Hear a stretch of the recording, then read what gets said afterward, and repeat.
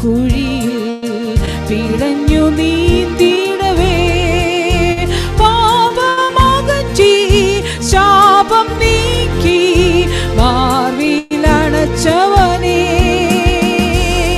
കഷ്ടം നഷ്ടം സർവം ഏറ്റു നിൻ പിൻപേ നിന്ദാസൻ നടന്നിടമേ കഷ്ടം നഷ്ടം സർവം ഏറ്റു നിൻ പിൻപേ നിന്ദാസൻ നടന്നിടമേ വാഴ്ത്തിയിടുമേ വാഴ്ത്തിയിടുമേ ഇമ്മാനുവലേ എൻ ജീവകാലം ഇച്ഛോണിതലേ ഇമ്മാനുവലേ എൻ ജീവകാലം ഇച്ഛോണിതലേ ശത്രു തന്നോടെ അഗ്നിശരങ്ങൾ തൊടുത്തു വിട്ടിടുകിൽ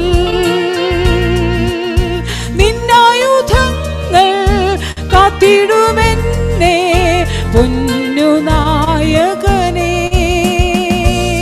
രക്ഷാസത്യം നീതി ചാർത്തി നീ ശക്തനാക്കിടും സേനാനായക രക്ഷാസത്യം നീതി ചാർത്തി നീ ശക്തനാക്കിടും സേനാനായക വാഴ്ത്തിയിടുമേ വാഴ്ത്തിയിടുമേ ഇമ്മാനുവലേ എൻ ജീവകാലം ഇച്ഛോണിതലേ ഇമ്മാനുവലേ എൻ ജീവകാലം ഇച്ഛോണിതലേ വാനമുകിലിൽ ദൂതസംഘമായി നാഥൻ വരുമളവിൽ ലോകം വിറയ്ക്കും ലോകർ ഭ്രമിക്കും ഞാനെന്നാർത്തിടുമേ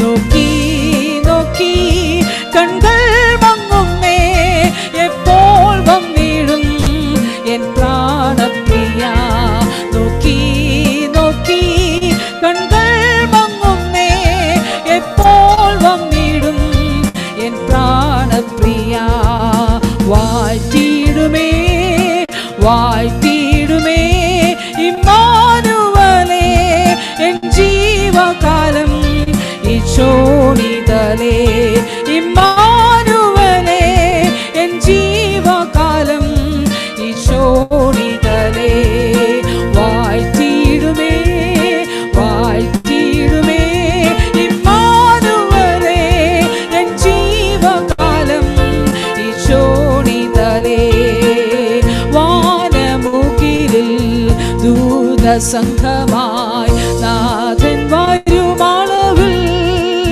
ലോകം വിറയ്ക്കും ലോകർ ഭ്രമിക്കും ഞാനെന്നാർത്തിടുമേ നോക്കി നോക്കി കൺകൾ മങ്ങുമേ എപ്പോൾ വന്നിടും എൻ പ്രാണപ്രിയ നോക്കി നോക്കി കൺകൾ മങ്ങുമേ എപ്പോൾ വന്നിടും എൻ പ്രാണപ്രിയ വാഴ്ത്തിയിടുമേ വാഴ്ത്തിയിടുമേ ഇമ്മാനുവലേ എൻ ജീവകാലം ഇച്ഛോണിതലേ ഇമ്മാനുവലേ എൻ ജീവകാലം ഇച്ഛോണിതലേ വാഴ്ത്തിയിടുമേ വാഴ്ത്തിയിടുമേ ഇമ്മാനുവലേ എൻ ജീവകാലം ഇച്ഛോണിതലേ ഇമ്മാനുവലേ എൻ ജീവകാലം ഇച്ഛോണിതലേ ഇമ്മാനുവലേ എൻ ജീവകാലം ഇച്ഛോണിതലേ കൃപയുടെ ഉറവിടമേ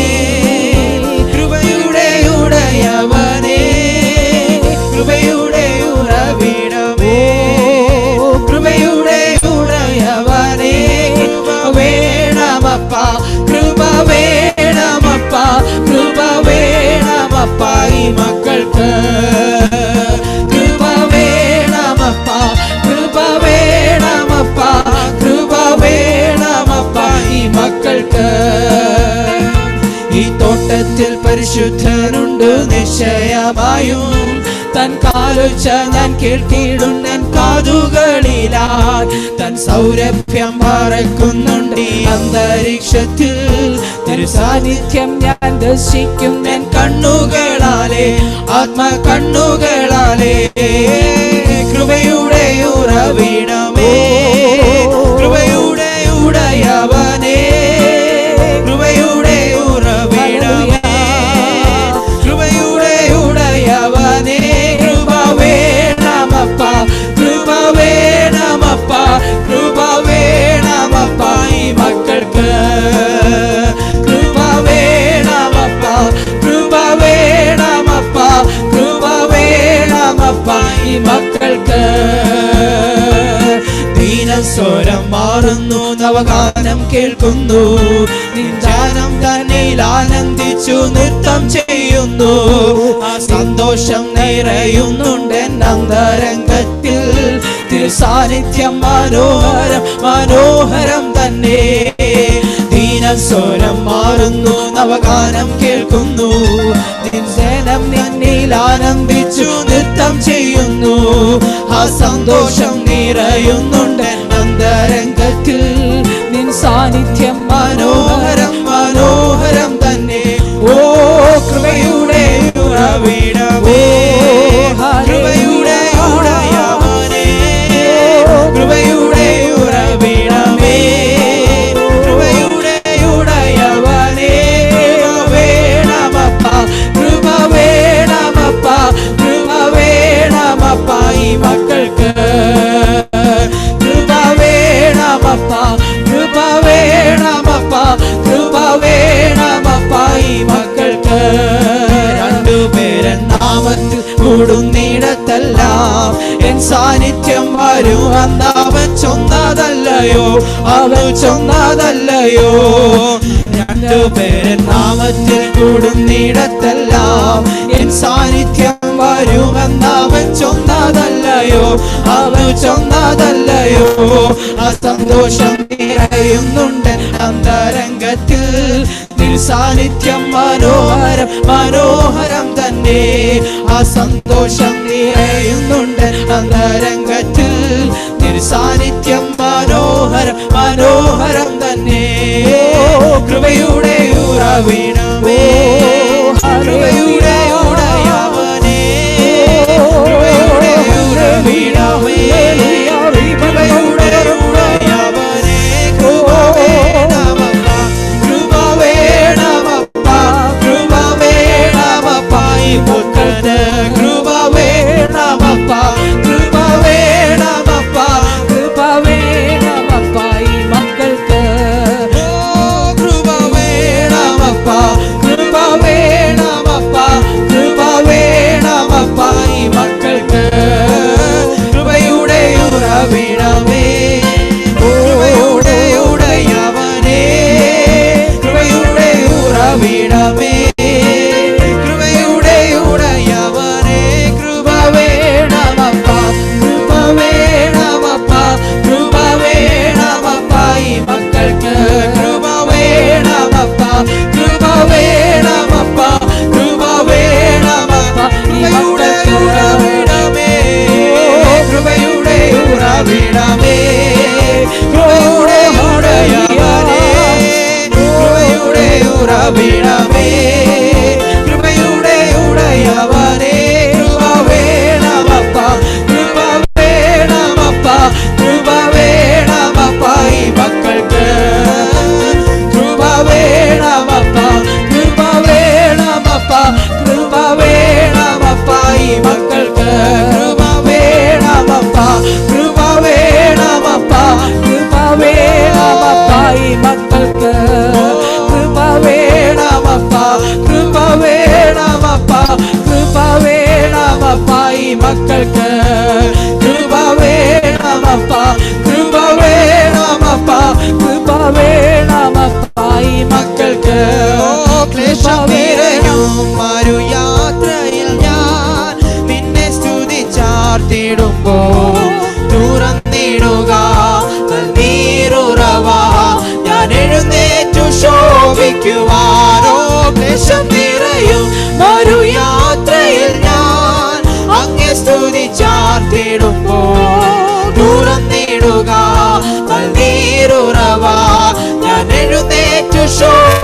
പ്രാപിക്കുവാൻ അഭിഷേകം പകർന്നിടുക പുതുശക്തി പ്രാപിക്കുവാൻ അഭിഷേകം പകർന്നിടുക പുതുശക്തി പ്രാപിക്കുവാൻ അന്ധകാര ശക്തികളെ ജയിക്കും ഞാൻ ആ കൃപയാ അന്ധകാര ശക്തികളെ ജയിക്കും ഞാൻ ആ കൃപയാ ഓ കൃപയാൽ എന്നെ അഭിഷേകം ചെയ്യുക വിശുദ്ധിയോട് ആരാധിപ്പാൻ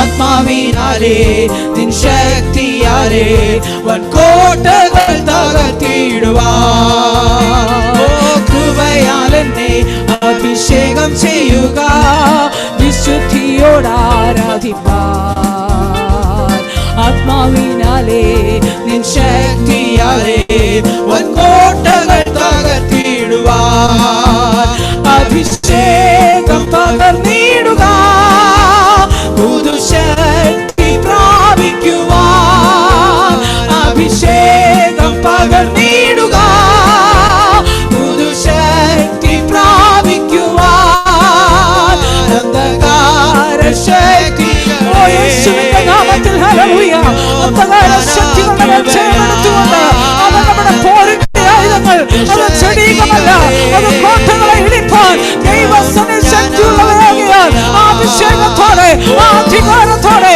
ഈ ദിവസങ്ങളിൽ ഹല്ലേലൂയ ശക്തിയോടെ മുന്നേറുവാൻ അവൻ ദൈവബലം പ്രാപിച്ചുകൊണ്ട് അവൻ മുന്നോട്ട് പോകുവാൻ അവൻ ദൈവാത്മാവ് നമ്മളെ ഓർമ്മിപ്പിക്കുക ഹല്ലേലൂയ ജയിക്കും ഞാൻ ആ കൃപയാ അന്ധകാര ശക്തികളെ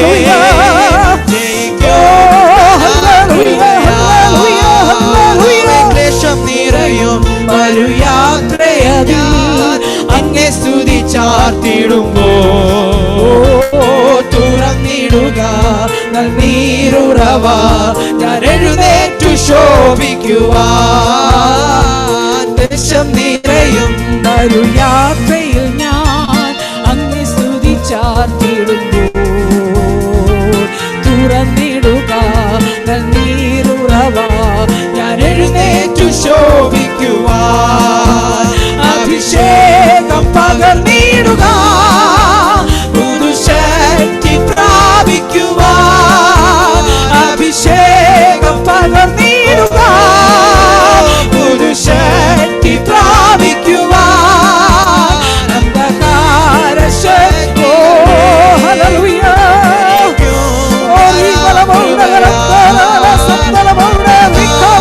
ശക്തികളെ ജയിക്കും ഞാൻ ആ കൃപയാ അന്ധകാര ശക്തികളെ ജയിക്കും ഞാൻ ആ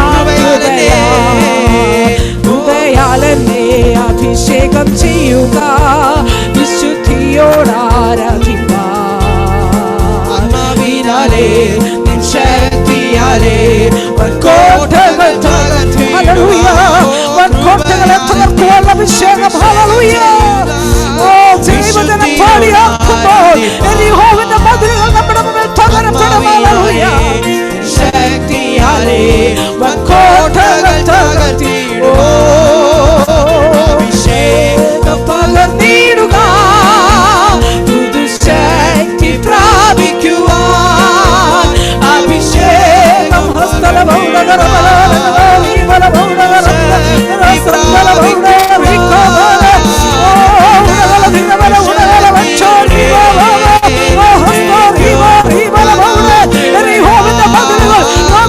ശക്തികൾ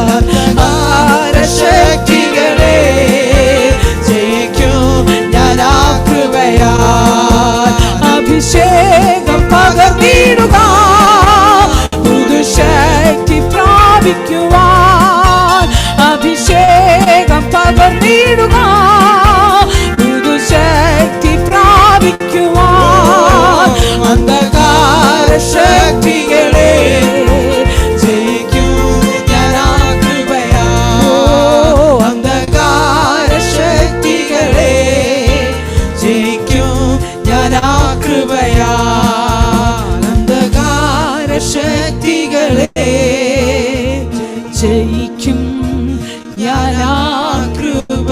ഹല്ലേലൂയ. ഓ റീബലബൗഡ ബാറബാലബ ഹസ്തൽ പ്രൗഢം റീബൽ കമന അന്താരീഗ റീബലബൗഡ ബാറബാലബ. ഹല്ലേലൂയ. അഭിഷേകത്തിന്റെ ശക്തിയോടെ എന്റെ മുമ്പിലുള്ള യെരിഹോവിന്റെ മതിലിനെ ഞാൻ തകർക്കും. വിശ്വസിക്കുന്നവർ ആമേൻ പറഞ്ഞാട്ടെ. ഹല്ലേലൂയ. അഭിഷേകം പകർന്നിടുക. പുതുശക്തി പ്രാപിച്ചുകൊണ്ട് അന്ധകാര മണ്ഡലത്തെ തകർത്തുകൊണ്ട് ജയിച്ച് ജയാളികളായി മുന്നോട്ട് പോകുവാനുള്ള അഭിഷേകം നമ്മുടെ മേൽ പകർന്നിരിക്കുമ്പോൾ ആമേൻ ഹല്ലേലൂയ അത് തിരിച്ചറിഞ്ഞുകൊണ്ട് നമ്മുടെ അധികാരത്തെ ഉപയോഗിച്ചുകൊണ്ട് ഹല്ലേലൂയ മുൻപോട്ട് പോകുവാൻ ദൈവം നമ്മെ സഹായിക്കട്ടെ. ആ ഈരടികൾ ഒരു പ്രാവശ്യം കൂടെ ശാന്തമായി നമുക്കൊന്ന് പാടാം. സ്തോത്രം. അഭിഷേകം പകർന്നിടുക, പുതുശക്തി പ്രാപിക്കുവാൻ. അഭിഷേകം പകർന്നിടുക, പുതുശക്തി പ്രാപിക്കുവാൻ. അന്ധകാര ശക്തികളെ ജയിക്കും ഞാൻ ആ കൃപയാൽ. പറ, വിശ്വാസത്തോടെ ഡിക്ലെയർ ചെയ്യ്, വിശ്വാസത്തോടെ ഡിക്ലെയർ ചെയ്യ്. അന്ധകാര ശക്തിയെ ഞാൻ ആ അഭിഷേകത്തോടെ ജയിക്കും. ഹല്ലേലൂയ. നാം ക്രിസ്തുവിൽ ജയാളികളാണ്. തോറ്റു പരാജയപ്പെട്ട ഒരു നേതാവല്ല നമ്മുടെ നേതാവ്. തോറ്റു പരാജയപ്പെട്ട ഒരു ദൈവമല്ല നമ്മുടെ ദൈവം. അവൻ മറ്റാരുടെയും സഹായം തനിക്ക് ആവശ്യമില്ല. നമ്മുടെ ദൈവം ഏകനായി മഹാത്ഭുതങ്ങളെ ചെയ്യുന്ന ദൈവമാ. വിളിച്ചു പറ, എന്റെ ജീവിതത്തിൽ അവൻ ഏത് പ്രതിസന്ധിയാണെങ്കിലും എന്റെ ദൈവം ഏകനായി ഏകനായി ഏകനായി മഹാത്ഭുതങ്ങളെ ചെയ്യുന്ന ദൈവമോ. അവൻ അന്ധകാര ശക്തികളെ എനിക്കെതിരായി വാദിക്കുന്ന അന്ധകാര മണ്ഡലത്തെ യേശുവിന്റെ നാമത്തിൽ ഞാൻ ജയിക്കും, ഞാൻ ജയിക്കും. ഞാൻ ക്രിസ്തുവിൽ ജയാളിയാണ്. Praise God. അതിനു വേണ്ടിയിട്ടാണ് പ്രിയപ്പെട്ടവരെ അഭിഷേകം നമ്മുടെ മേൽ പകർന്നിരിക്കുന്നത്. ആത്മമണ്ഡലത്തിൽ യുദ്ധം ചെയ്ത് ഈ പോർക്കളത്തിൽ ജയാളികളായി മുന്നോട്ട് പോകുവാൻ ദൈവം നമ്മെ സഹായിക്കട്ടെ. നമുക്ക് പ്രാർത്ഥിക്കാം. പരിശുദ്ധ ദൈവമേ, ഈ നല്ല പകൽക്കാലത്തിനായി സ്തോത്രം ചെയ്യുന്നു. ഈ മധ്യാഹ്നത്തിൽ ഞങ്ങൾ ഒരുമിച്ച് കർത്താവിനെ പാടി ആരാധിപ്പാൻ ദൈവം കൃപ ചെയ്തല്ലോ. കർത്താവെ, ശത്രു ആമേ സ്തോത്രം തോറ്റവനാ. Praise Lord. എന്നാൽ പലപ്പോഴും കർത്താവെ ഞങ്ങളുടെ മേൽ ജയമെടുക്കുവാൻ കടന്നു വരുമെങ്കിലും ഞങ്ങൾ ആമേ ക്രിസ്തുവിൽ ജയാളികളാണ്. Praise Lord.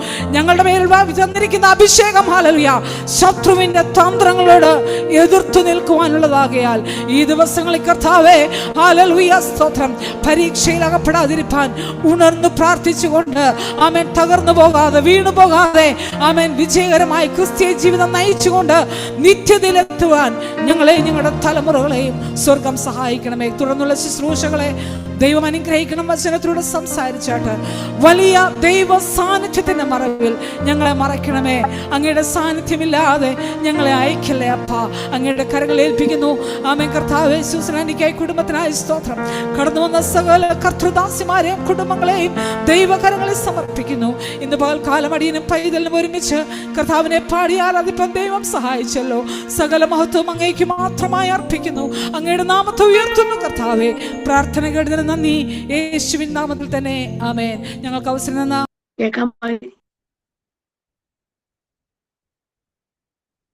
ദൈവത്തിന്റെ പരിശുദ്ധമായ നാമം വാഴ്ത്തപ്പെടുമാറാകട്ടെ. നല്ല സമയത്തിനായി ദൈവത്തിന് സ്തോത്രം ചെയ്യുന്ന നിങ്ങളുടെ മധ്യേ ഒരിക്കൽ കൂടി കർത്താവിന്റെ വചനവുമായി കടന്നു വരുവാൻ സർവ്വകൃപാലുവായ ദൈവം എന്റെ ജീവിതത്തിനകത്ത് നൽകിയ നല്ല അവസരങ്ങളെ ഓർത്ത് ദൈവത്തിന് സ്തോത്രം ചെയ്യുന്നു.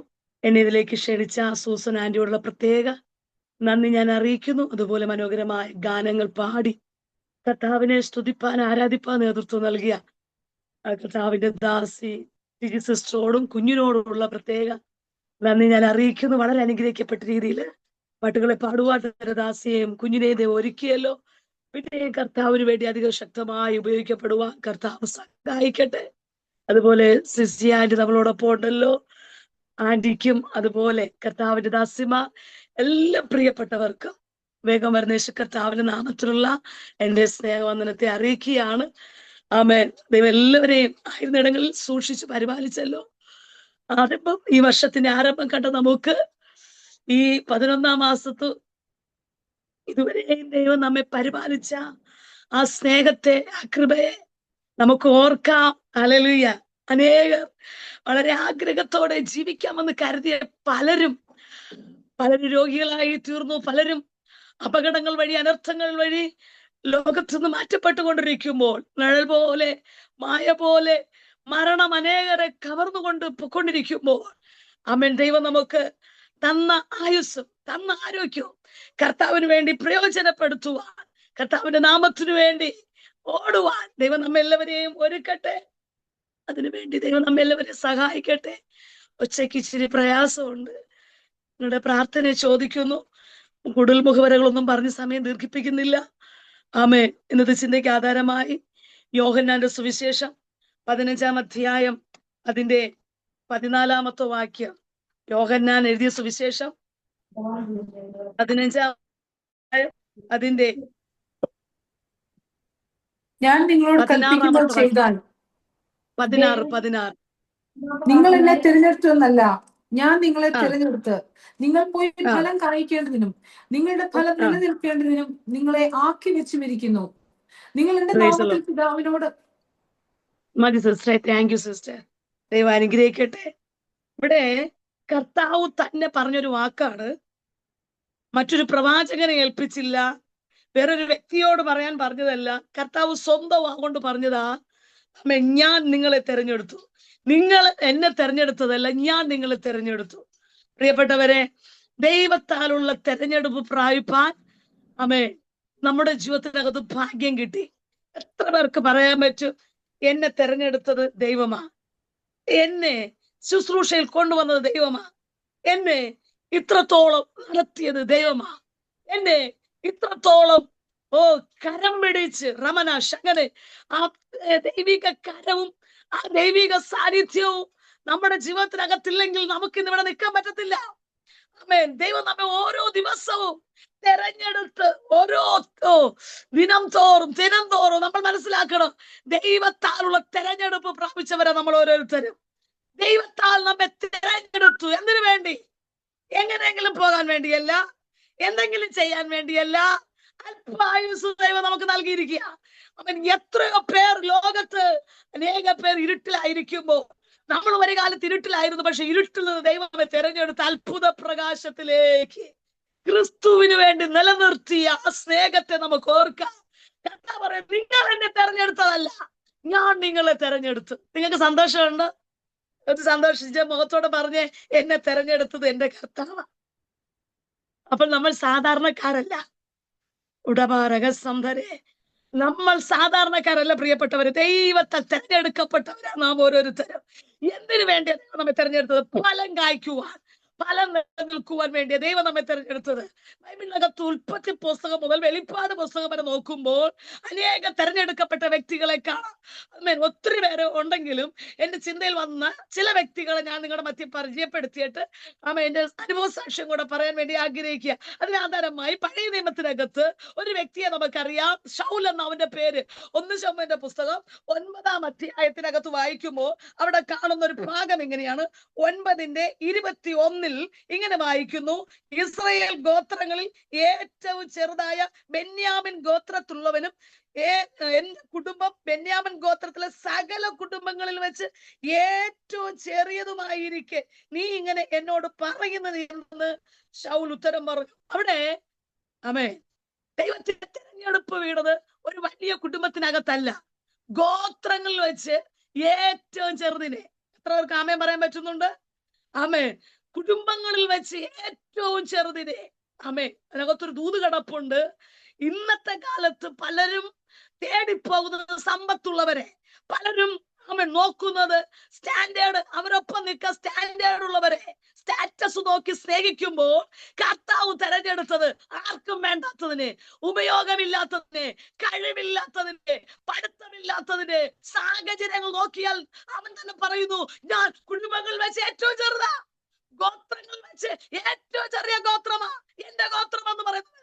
പക്ഷേ ഇന്ന് പകൽക്കാലം പരിശുദ്ധാത്മാവിൽ ഞാൻ വിളിച്ചു പറയട്ടെ, ആർക്കും വേണ്ടാതെ പുറംപറമ്പിൽ കിടന്ന് നമ്മെ ഓരോരുത്തരെയും ക്രിസ്തുവിന്റെ സ്നേഹത്താൽ ഭയങ്കരമായ ശുശ്രൂഷയ്ക്ക് വേണ്ടി അഭിഷേകം തന്നു. കർത്താവിന്റെ ദാസി പറഞ്ഞതുപോലെ കോട്ടകളെ ഇടിപ്പാൻ, ഓ നമുക്ക് മുമ്പിൽ ഉയർന്ന കോട്ടകൾ ഇടിപ്പാൻ ദൈവ സന്നിധി നമ്മെ ശക്തിയുള്ളവരാക്കി നമ്മുടെ മേൽ പകർന്ന അഭിഷേകം അത് നിസ്സാരമല്ല കേട്ടോ. ഇവിടെ പരിശുദ്ധാത്മാവിൽ വ്യക്തമായി പറയുന്നു, ശൗലിനെ ദൈവം തെരഞ്ഞെടുത്തു. കുടുംബശ്രേഷ്ഠ നോക്കിയല്ല, വിദ്യാഭ്യാസം നോക്കിയല്ല, അപ്പന്റെ കഴുതയെ തേടി പോയവനെ, ഓ കാണാതെ പോയ കഴുതയെ അന്വേഷിച്ച് നടക്കുന്നവനെ പിടിച്ചുകൊണ്ടെന്ന് 10-ാമത്തെ അധ്യായത്തിന്റെ 10-ാമത്തെ വാക്യം വരുമ്പോൾ അവിടെ 10-ന്റെ 1 പറയുന്നു, അവന്റെ തലയിൽ ഹല്ലേലൂയ ഓ അഭിഷേക തൈലം ഒഴിക്കുമ്പോ അവിടെ വായിക്കുന്ന വാക്കിങ്ങനെയാണ്, യഹോവ തന്റെ അവകാശത്തിന്റെ പ്രഭുവായി നിന്നെ അഭിഷേകം ചെയ്തിരിക്കുന്നു. സാധാരണ ഒരു അഭിഷേകമല്ല, അവനെ അഭിഷേകം ചെയ്ത് എങ്ങനെയറിയാവോ, അവകാശത്തിന്റെ പ്രഭുവായി ഒരു ഉന്നത സ്ഥാനത്തിലേക്ക്. കഴിവില്ലാത്തവനെ, ആർക്കും വേണ്ടാത്തവനെ, ലോകം ചെറുതെന്ന് പറഞ്ഞവനെ, ലോകം അംഗീകരിക്കാത്തവന്റെ മേൽ ആ തെരഞ്ഞെടുപ്പ് വീണപ്പോ അവന്റെ പൊസിഷൻ മാറി. ഈ നാളുകളിൽ പരിശുദ്ധാത്മാവിൽ ദൂത് കൈമാറിയ നിന്റെ പൊസിഷൻ മാറുന്ന ദിനമാ, നിന്റെ ശുശ്രൂഷയുടെ ശൈലി മാറുന്ന ദിനങ്ങളാ. നിന്നെ അഭിഷേകം ചെയ്തത് വെറുതെ ഒതുങ്ങിയിരിക്കുവാനല്ല, നിന്നെ അഭിഷേകം ചെയ്തത് തളർന്നിരിക്കാനല്ല. വാക്കുകളുടെ മുമ്പിൽ ജീസസോട് പരിശുദ്ധാത്മ വ്യക്തമായി പറയുന്നു, അധികാരത്തിന്റെ ശുശ്രൂഷ മുന്നിലുണ്ട്. ചിലതിനെ കീറി മുറിക്കേണ്ട അഭിഷേകം മുമ്പിൽ വെളിപ്പെടേണ്ടതുണ്ടെന്ന് എന്റെ ആത്മാവ് ദൂത് കൈമാറുക. മഹത്വമേറിയ ശുശ്രൂഷയുടെ മുമ്പിൽ നിൽക്കുമ്പോ ചില ചോദ്യങ്ങൾ മുമ്പിൽ വന്നേക്കാം, ചില തളർത്തുന്ന വാക്കുകൾ വന്നേക്കാം. പക്ഷെ പരിശുദ്ധം പറയുന്നു, അവകാശത്തിന്റെ പ്രഭുവായി. ഓ ആ തെരഞ്ഞെടുപ്പ് ഇന്നല്ല, ഇന്നലെയല്ല, കഴിഞ്ഞ വർഷമല്ല, ലോക സ്ഥാപനത്തിനു മുന്നേ എന്റെ മകളോട് ദൈവാത്മാവ് ഇടപെടുക. ഓ അമ്മയുടെ ഉദരത്തിനകത്ത് ഉരുവാകുന്നതിന് മുന്നേ, ഓ ആ വിളി, ആ ശുശ്രൂഷയ്ക്ക് വേണ്ടി ദൈവം വേർതിരിച്ച പാത്രമാണെന്ന് പരിശുദ്ധാത്മാവ് ആലോചന കൈമാറിയ അഭിഷേകം വ്യത്യസ്തമായ അഭിഷേകമാ. പകർന്ന ദൈവകൃപ വ്യത്യസ്തമാ കേട്ടോ. ഈ നാളുകളിൽ ഒതുങ്ങുവാനല്ല, ഒതുക്കുവാൻ 10,000 എണ്ണങ്ങൾ കൂടെ കാണും. ഓ സപ്പോർട്ട് ഞാൻ 1000 കാണത്തില്ല, പക്ഷെ ഒതുക്കി ഒതുക്കി ഒതുക്കി ഇരുത്തുമ്പോ ദൈവാത്മ പറയുന്നു, എവിടെ ഒതുക്കാൻ നോക്കുന്നു, എവിടെ തകർക്കാൻ നോക്കുന്നു, അവരുടെ നടുവിൽ മാനിക്കുന്ന ഒരു ദൈവമുണ്ട്. ശുശ്രൂഷയിൽ അടുത്ത തലത്തിലേക്ക് കയറുവാൻ പരിശുദ്ധാത്മാവ് ആഗ്രഹിക്കുന്നു. അതിനുവേണ്ടി ഈ നാളുകളിൽ പ്രാർത്ഥനയുടെ ആഴങ്ങളിലേക്ക് ഇറങ്ങി ചെന്നാൽ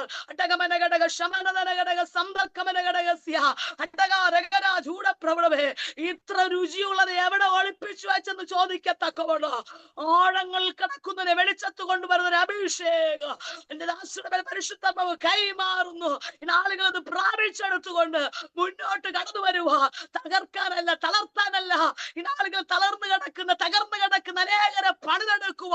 വാക്കിന്റെ മേൽ ഞാനൊരു ശക്തി നൽകുമെന്ന്, വാക്കിന്റെ മേൽ ഞാനൊരു അധികാരം പകരുമെന്ന് പരിശുദ്ധാത്മാവ് വ്യക്തമായി വിളിച്ചു പറയാം. ഉടമനഘടക ശമനഘടകസ്യ നോക്കിക്കേ, ശൗലിന്റെ മേൽ പരിശുദ്ധാത്മാവ് വരിക. അവന്റെ മേൽ അവകാശത്തിന്റെ പ്രഭുവായി. ഇപ്പൊ നോക്കിക്കേ, അവന് കൊട്ടാരം ലഭിച്ചു, അവന് തോഴന്മാരുണ്ട്, മന്ത്രിമാരുണ്ട്, പടനായകന്മാരുണ്ട്. അപ്പുറത്ത് നോക്കി, ഇപ്പുറത്ത് നോക്കിക്കേ, അവന്റെ ദൈവം കുപ്പയിൽ നിന്ന് ഉയർത്തിക്കൊണ്ടുവന്നു. തീർന്നില്ല.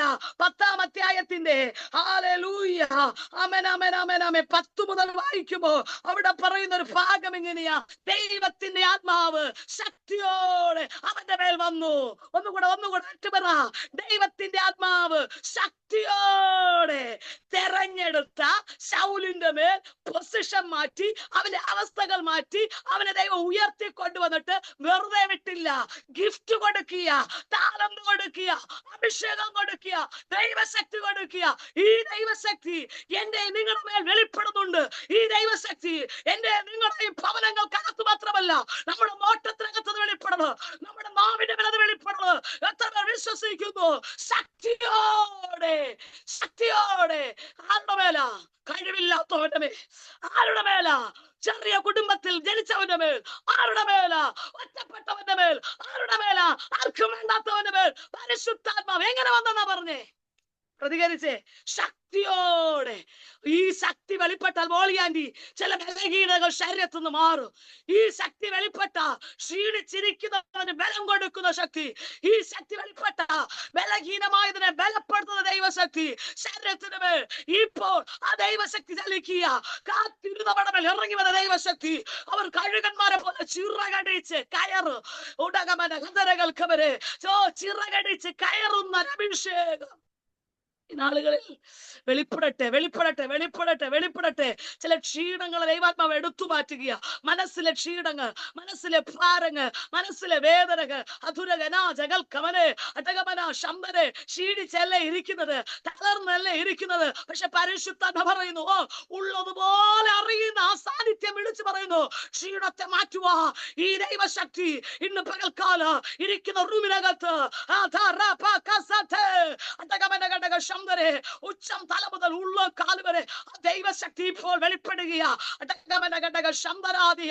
ഏറ്റെടുക്ക്, ഏറ്റെടുക്ക്, ഏറ്റെടുക്ക്. ചില ക്ഷീണങ്ങളെ, ചില പ്രയാസങ്ങളെ, ചില പ്രതിസന്ധികളെ ഇവിടെ ശുശ്രൂഷിച്ചു കൊണ്ടിരിക്കുമ്പോൾ തന്നെ ആത്മാവ് പറയുന്നു, ശരീരത്തിൽ നിന്ന് മനസ്സിൽ നിന്ന് ഇന്ന് പകൽക്കാല ചിലരുടെ കെട്ടഴിയ കേട്ടോ. ദൈവം തന്ന ശുശ്രൂഷ വലുതാ. ശുശ്രൂഷയിൽ മുന്നേറാൻ കഴിയാതെ ഒതുക്കി ഒരു നല്ല വാക്ക് പറയാൻ ആരുമില്ല, ഒരു സപ്പോർട്ട് ചെയ്യാൻ ആരുമില്ല. എപ്പോഴും മുള്ളുപോലെ കുത്തി മുറിവേൽപ്പിക്കുന്ന വാക്കുകൾ കേട്ട് 4 വശം അടയപ്പെട്ട ചിലതിനകത്ത് ഇരിപ്പുണ്ട്. എങ്ങനെ മുന്നോട്ട് പോകുക, എന്താ ഞാൻ ചെയ്യേണ്ടതെന്ന് അറിയാൻ കഴിയാതെ തളർന്നിരിക്കുന്ന ചില ഹൃദയങ്ങളോട് ഞാൻ പരിശുദ്ധാത്മാവ് ഇടപെടുകയാണ്. കാത്തിരിക്കാമോ? അല്പക്കൂടെ ഒന്ന് വെയിറ്റ് ചെയ്യ്, അല്പക്കൂടെ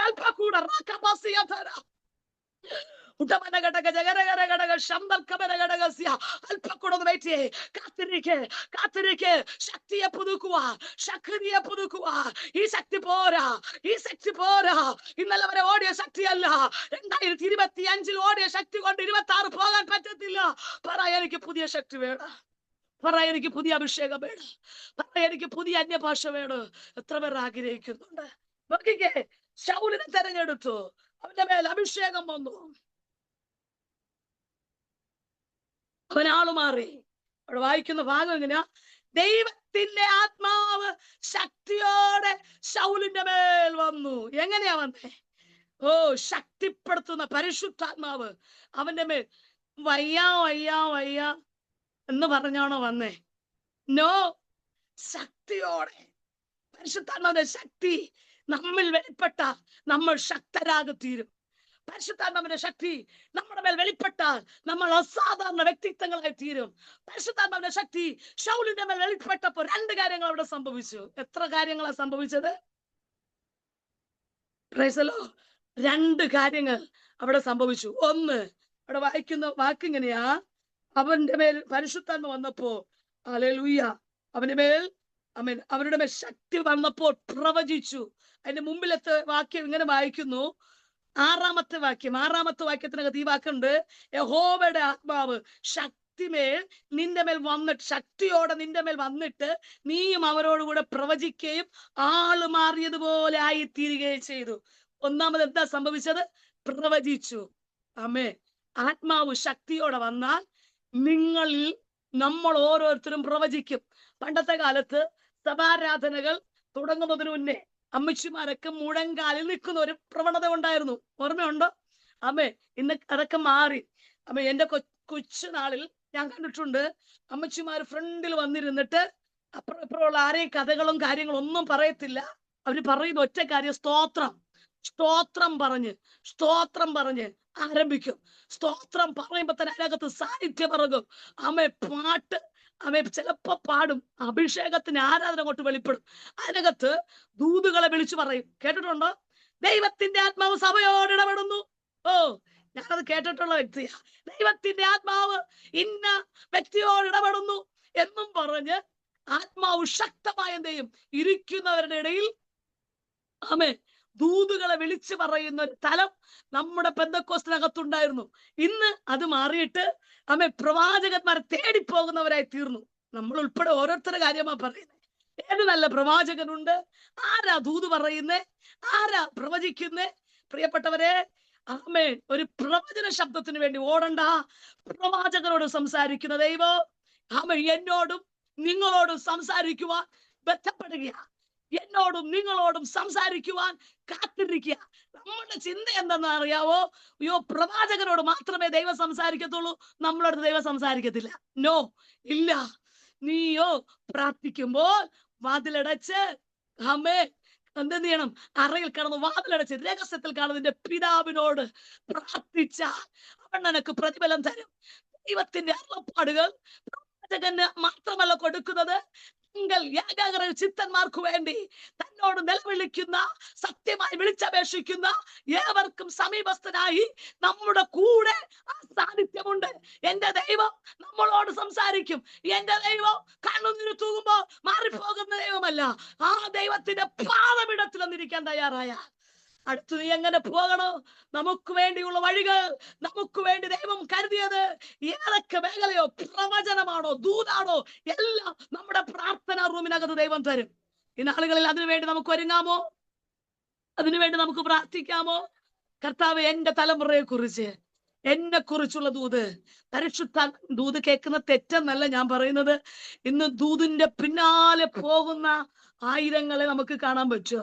ഹല്ലേലൂയ. നമ്മൾ ഓരോരുത്തും പോകണ്ട. ഞാൻ ആത്മാവിൽ ഞാൻ ഈ ദൂത് കൈമാറുകയാ. ഇവിടെ നോക്കിക്കേ, പരിശുദ്ധാത്മ വന്നപ്പോൾ അവൻ പ്രവചിച്ചു. പരിശുദ്ധാത്മ വന്നപ്പോൾ അവൻ ആള് മാറി. രണ്ട് കാര്യങ്ങൾ അവന്റെ ഇടയിൽ സംഭവിച്ചു. തീർന്നില്ല.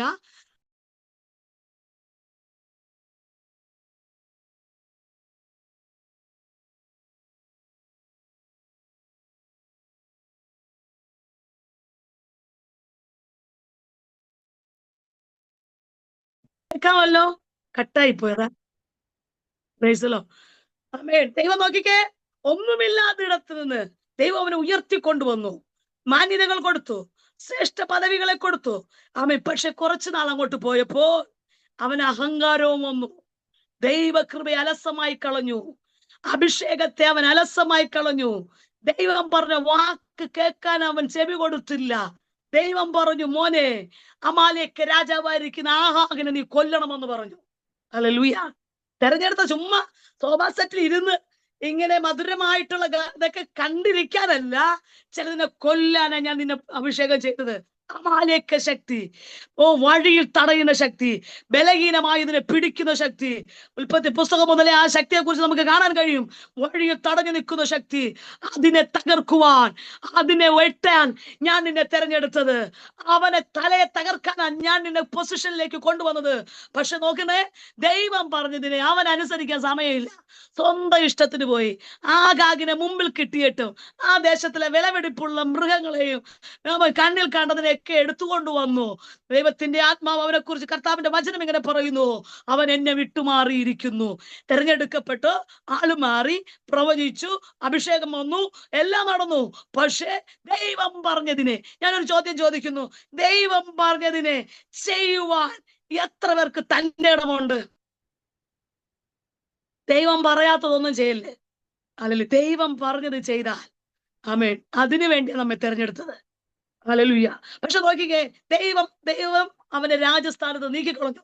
പക്ഷെ അതേ ആ ക്യാപ്പിൽ തന്നെ, അല്ലെങ്കിൽ ആ സ്പേസിൽ തന്നെ വേറൊരുത്തരെ ദൈവം തെരഞ്ഞെടുക്കുക. അവന്റെ പേര് ദാവീദ്. 8ാമനായി പിറന്നവൻ, വീട്ടിലെ അപ്പനും അമ്മയ്ക്ക് അധികപ്പറ്റ്, യഹൂദന്മാരുടെ ആചാരപ്രകാരം 7 പൂർണ്ണതയാ, 7 അനുഗ്രഹിക്കപ്പെട്ട സംഖ്യ. പക്ഷെ 8ാമനെന്ന് കേട്ടപ്പോ വീട്ടുകാർ ഉപയോഗമില്ലെന്ന് എഴുതി തള്ളിയവൻ കുറെ ആടുകളുമായി, അപ്പന്റെ ആടുകളുമായി വനാന്തരങ്ങളിൽ, ആരുമില്ലാത്ത വനാന്തരങ്ങളിൽ മറ്റുള്ള മക്കൾ ശമ്പളം മേടിക്കുമ്പോ ഒരു കഴിവുമില്ലാതെ വീട്ടുകാർ തള്ളിക്കളഞ്ഞത്, അപ്പനും അമ്മയും തള്ളിക്കളഞ്ഞ്, കൂടപ്പിറപ്പുകൾ തള്ളിക്കളഞ്ഞ് ദാവീദിനെ ആമൻ ദൈവം ഉയർത്തിക്കൊണ്ടുവന്നു. തെരഞ്ഞെടുപ്പ് അവന്റെ മേൽ വീഴുകയാ. ആമൻ. അധ്യായങ്ങൾ മുന്നോട്ട് വായിക്കുമ്പോ തെരഞ്ഞെടുക്കപ്പെട്ട ശൗല് പിന്മാറിപ്പോയപ്പോ ആരും അറിയാതെ വനാന്തരങ്ങളിൽ കിന്നര ഉപയോഗിച്ച് പാടുന്ന ഒരു ദാവീദിനെ ദൈവം അവിടെ ഉപയോഗിക്കുകയാണ്. ദൈവത്തിന്റെ ആത്മാവ് ഞാൻ വിളിച്ചു പറയുന്നു, ആമേൻ. എവിടെയൊക്കെ ദൈവം നമ്മെ വിശ്വസ്തരായി എണ്ണിയിരിക്കുന്നുവോ അവിടെ നമ്മൾ വിശ്വസ്തത പുലർത്തിയില്ലെങ്കിൽ നമ്മൾ അവിടെ നിന്ന് മാറ്റിയിട്ട് അടുത്ത് കരയുന്ന ചിലത്, ആരും കാണാതെ ഉള്ളറക്കകത്ത് ദൈവമായിട്ടിരിക്കുന്ന ബന്ധത്തിലിരിക്കുന്ന ചിലതിനെ ആമേൻ സ്പേസിൽ, അല്ലെങ്കിൽ ആമേൻ വിടവ് നികത്തി കൊണ്ടുവന്ന് ചില ഗോലിയാത്തുമാരെ തകർക്കുവാൻ, ചിലതിന്റെ തലയെ വെട്ടുവാൻ, ആഗാഗിന്റെ തലയെ വെട്ടുവാനോ ശൗലിന് കഴിയാതിരിക്കുമ്പോ എട്ടാമനായി പിറന്ന ദാവീദിന്റെ മേൽ ആ കൃപ അങ്ങോട്ട് വെളിപ്പെട്ടപ്പോ, ദാവീദിന്റെ മേൽ അഭിഷേകം വെളിപ്പെട്ടപ്പോ അവിടെ പറയുന്നുണ്ട്, ആളയച്ച് വിളിച്ചു വരുത്താൻ പറയുക. 8 പേരെ പരിചയപ്പെടുത്തുവാൻ ആമേൻ അപ്പൻ പറയുന്നു 7 പേര് നന്നായിട്ട് പരിചയപ്പെടുത്തി. ഇവൻ എന്റെ മൂത്ത മകനാണ്, അവൻ ഇന്ന ജോലി ചെയ്യുന്നു. അപ്പൻ വിചാരിച്ച് എന്തുകൊണ്ട് മൂത്ത മകനായിരിക്കും ചാൻസ്. ആമേൻ. പക്ഷെ ദൈവം പറഞ്ഞു, ദൈവത്തിന്റെ ആത്മാ പറഞ്ഞു, നോ, മുഖം നോക്കരുത്, ഹല്ലേലൂയ, പൊക്കം നോക്കരുത്, ഇവനെ ഞാൻ കണ്ടിട്ടില്ല. ഒന്നിന് പിറകെ 7 പേര് വരുമ്പോൾ 7 പേരിൽ അപ്പനും അമ്മയും പ്രതീക്ഷ വെച്ച്, പ്രതീക്ഷ വെക്കാത്ത ഒരുവൻ അവിടെ കിടപ്പുണ്ട്. അവനോട് ദൈവത്തിന്റെ ആത്മാവ് പ്രവാചകൻ വിളിച്ചു ചോദിക്കുക, യിശയ്യായേ, നിന്റെ മക്കളിൽ എല്ലാരും ആയോടാ? അപ്പോഴും മനസ്സോടെ പറയുന്നത്, അയ്യോ ഒരുവനുണ്ട്, അവൻ കന്നുകാലികളെ മേച്ച് കാട്ടിലായിരിക്കുക. അപ്പോഴവിടെ പറയുന്നു, അവനെ വിളിച്ചു വരുത്ത്, ആളയച്ച് വിളിച്ചു വരുത്ത്. ആർക്കും വേണ്ടാത്ത നിന്നെ, ലോകത്തിന് വേണ്ട, ലോകക്കാർക്ക് വേണ്ട, കൂടപ്പിറപ്പിന് വേണ്ട, അമ്മയ്ക്ക് അപ്പനും വേണ്ട, തള്ളിക്കളഞ്ഞ കല്ല. പക്ഷെ ദൈവം പറയുന്നു, പ്രവാചകനെ വിട്ടിട്ട് പറയുക, അവനെ വിളിച്ചു വരുത്ത്. അവൻ വരട്ടെ, അവൻ വന്നിട്ടല്ലാതെ യാഗം കഴിക്കത്തില്ല, പന്തിഭോജനത്തിനിരിക്കത്തില്ല, വരേണ്ടവൻ വരട്ടെ. ഇന്ന് പകൽക്കാലം ദൂതുകൾ കൈമാറുക, നിന്നെ വെയിറ്റ് ചെയ്തിരിക്കോ. ആമേൻ. ഇന്നലെ വരെ നിന്നെ കണ്ടവർ മുഖം മറച്ച്, പക്ഷേ ആത്മാവ് ഞാൻ ദൂത് കൈമാറുക. നിന്നെ വിളിച്ചു വരുത്തുന്ന ദൈവോ, നിന്നെ കൊണ്ടുവരുന്ന ഒരു ദൈവോ. നീ എന്ന് കാട്ടിനകത്തല്ല കേട്ടോ. സൂസൻ ബിനു എന്ന് പറഞ്ഞ ദൈവദാസിയോട് പരിശുദ്ധ പറയുന്നു, ഇന്ന് കാടിന്റെ അനുഭവങ്ങളല്ലേ. 4 വർഷത്തും കടിച്ചു കീറുന്ന സിംഹമോ, അലറി കടന്നു വരുന്ന കരടിയോ, പലതും മുമ്പിലുണ്ട്. പക്ഷെ അതിന് നടുവിലോ ഒറ്റപ്പെട്ടവനെ പോലെ ഇരിക്കുന്ന ദാവീദ്, അവന്റെ മേൽ കൊടുത്തിരുന്ന ഒരു അഭിഷേകം ഉണ്ടായിരുന്നു. അഭിഷേകം ആ ഒറ്റയ്ക്കിരിക്കുമ്പോൾ ഉപയോഗിച്ച് പാടി ദൈവത്തെ സ്തുതിക്കുന്നതിന് അവൻ ആനന്ദം കണ്ടെത്തിയെങ്കിൽ ഇന്ന് പകൽക്കാലം അവിടെ നിന്ന് പുറത്തു കൊണ്ടുവരുന്ന, കാട്ടിനകത്തല്ല നിന്റെ ജീവിതം, കാട്ടിനകത്തല്ല ദാവീദേ നീ ഇനി ഇവിടെ അല്ല, നിന്റെ പൊസിഷൻ മാറ്റി നിന്നെ പുറത്തു കൊണ്ടുവരും. പരിശുദ്ധ പറയുന്നു, കണ്ണുനീര് മാറ്റി, ദുഃഖങ്ങളെ മാറ്റി, ഒറ്റപ്പെടലുകളെ മാറ്റി, അടയപ്പെട്ട വാതിലുകളെ മാറ്റി തുറന്ന് പുറത്തു കൊണ്ടുവന്ന് മാനിക്കുന്ന ദൈവം, മാനിക്കുന്ന ദൈവം കൂടെ ഉണ്ടെന്ന് ആത്മാവ് സൂസനാന്റിയോട് വ്യക്തമായി വിളിച്ചു പറയുക. ആളയച്ച് വിളിച്ചു വരുത്തി, ആളയച്ച് വിളിച്ചു വരുത്തി. ഇന്നലെ വരെ ഒരാൾ പോലും അവനെ തേടി വന്നില്ല. നോക്കണമേ, വരേണ്ടവൻ വന്നിട്ടല്ലാതെ കാര്യങ്ങൾ നടന്നില്ല. വെയിറ്റ് ചെയ്യുക. എത്ര പേർ ആഗ്രഹിക്കുന്നു? ഹല്ലേലൂയ. നമ്മളെ കാത്തിരിക്കും കേട്ടോ. ഹല്ലേലൂയ. അഭിഷേകം ഉണ്ടോ? അഭിഷേകം ഉണ്ടോ? ദൈവകൃപയുണ്ടോ? ദൈവത്തിന്റെ കൃപ ഉണ്ടോ? ആമേൻ, ആമേൻ. BTH വേണ്ടെന്നേ, പഠിച്ചോ, കുഴപ്പമില്ല. MD ഇല്ല, കുഴപ്പമില്ലെന്നേ. PhD ഇല്ല, വേണ്ട. അതിന്റെ കൃപയുണ്ടോ? എന്നെ ബലപ്പെടുത്തുന്ന വാക്കാ. ദൈവകൃപയുണ്ടോ? രോഗികൾ സൗഖ്യമായി, നോക്കിയ രോഗികൾ സൗഖ്യമാകും. കൽപ്പിച്ചാൽ ചിലത് സംഭവിക്കോ. അൽക്കമന ഘടക ശബ്ദരെ എത്ര പേർ ആഗ്രഹിക്കുന്നു? യേശുവിന്റെ വാക്കിൽ അത്ഭുതം നടന്നു, യേശുവിന്റെ നോട്ടത്തിൽ അത്ഭുതം നടന്നു, യേശുവിന്റെ തുപ്പലിൽ അത്ഭുതം നടന്നു, യേശുവിന്റെ വസ്ത്രത്തിൽ അത്ഭുതം നടന്നു, യേശുവിന്റെ കയ്യിൽ അത്ഭുതം നടന്നു. ആമേൻ. ഈ അത്ഭുതം വിശ്വസിക്കുന്ന എന്നിലൂടെ, നിങ്ങളിലൂടെ ഈ കാലഘട്ടങ്ങളിൽ ലോകത്തിന് കൈമാറുവാൻ, ബന്ധനത്തിലിരിക്കുന്ന അനേകരെ ബന്ധനം അഴിച്ചു കൊണ്ടുവരുവാൻ ദൈവം നമ്മെ ഉപയോഗിക്കുവാൻ ദൈവത്തിന് പദ്ധതിയുണ്ട്. ആ കൃപ, ദൈവകൃപ, ദൈവകൃപ പ്രാപിക്കേ. അത് കറങ്ങി നടന്ന കിട്ടത്തില്ല. മുട്ടയിലിരിക്കാൻ തയ്യാറാണോ? രാത്രികളെ പകലുകളാക്കാൻ തയ്യാറാണോ? ദൈവശബ്ദം കേൾക്കാൻ ഒന്ന് ഇരിക്കാൻ തയ്യാറാണോ? പരിശുദ്ധ വ്യക്തമായി പറഞ്ഞു, ആളെ അയച്ചു കൊണ്ടുവരൂ. ആമൻ. വിളിച്ചു വരുത്തു. ആമൻ. നടക്കത്തില്ലെന്നേ. ചിലർ നിനക്ക് വേണ്ടി വെയിറ്റ് ചെയ്യോ, നീ വന്നിട്ടല്ലാതെ. തെരഞ്ഞെടുപ്പ് വീണത് ചുമ്മാതല്ലെന്നേ. അവിടെ നിന്ന് ആമേ കൊണ്ടുവരികയാ. നോക്കിക്കേ, കൊണ്ടുവരുമ്പോ ഇവന് വേണ്ടി പറയാൻ ആരുമില്ല. പക്ഷെ യഹോവ, ആ വാക്യങ്ങളൊക്കെ ഇതുപോലെ തന്നെ പറയും. യഹോവ അവിടെ അവന് വേണ്ടി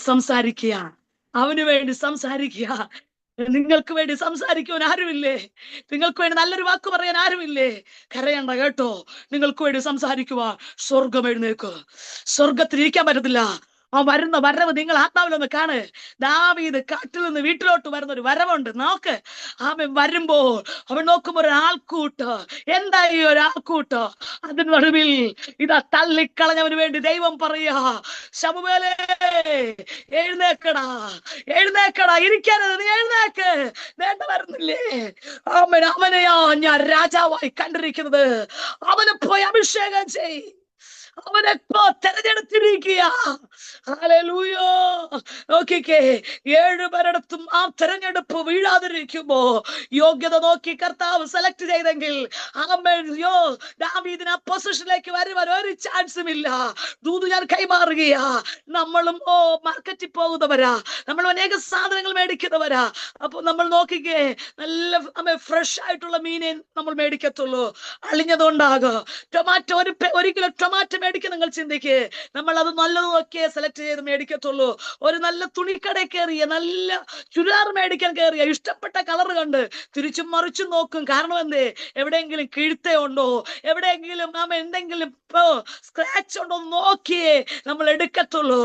പക്ഷേ എന്റെ ദൈവത്തിന്റെ പ്രത്യേകത, പൊട്ടിയതിനെയും അളിഞ്ഞതിനെയും ആർക്കും വേണ്ടാത്തതിനെ തേടിപ്പിടിച്ച് ഈ അഭിഷേകം പകർന്ന് അവനെ വലിയവനാക്കി അത്ഭുതമായ വഴികളിലൂടെ നടത്തിയ ഒരു ദൈവമുണ്ടെങ്കിൽ ഇന്ന് രാത്രിക്കാലം ഞാൻ ഉയർത്തുന്ന യേശു ക്രിസ്തുവാ. എന്ത് യോഗ്യതയാ നമുക്കുള്ളത്? ജ്ഞാനികളെ ലജ്ജിപ്പിപ്പാൻ ദൈവലോകത്തിൽ പോഷത്വമുള്ള തിരഞ്ഞെടുത്തു. നോക്കിക്കേ, അവന്റെ പൊസിഷൻ മാറി, അവന്റെ സ്ഥിതി മാറി. ദാവീദിന്റെ മേൽ പറയുന്ന ഒരു ഭാഗം എങ്ങനെയാണ്? കാട്ടിലായിരിക്കുമ്പോ സിംഹത്തെയും കരടിയെയും അവൻ കീറിക്കളഞ്ഞു. എങ്ങനെയാ? കായിക ബലമല്ല, കൈയുടെ ആരോഗ്യമല്ല, അവന്റെ മേൽ ഭരിച്ചിരുന്ന അഭിഷേകം ഇപ്പൊ എവിടെ നിർത്തിയെന്നറിയാവോനെ? ഒരു ഗോലിയാത്തിന്റെ മുമ്പിൽ നിർത്തി. കേവലം 5 കല്ല് ഒരു കവണയുമായി കയറി വരുന്ന ദാവീദ് എതിർകക്ഷിയായിരിക്കുന്ന ഗോലിയാത്തിന് ഏകദേശം 440 കിലോഗ്രാം ഭാരമുള്ള ആയുധ വർഗം അവൻ ധരിച്ചിരിക്കുക. കേൾക്കുന്നുണ്ടോ? 440 കിലോഗ്രാം ഭാരമുള്ള, മൊത്തത്തില് വാളുണ്ട്, പരിചയമുണ്ട്, താമ്രാസ്ത്രമുണ്ട്, കാൽച്ചട്ടയുണ്ട്, പടയങ്കയുണ്ട്, പലതുമുണ്ട്.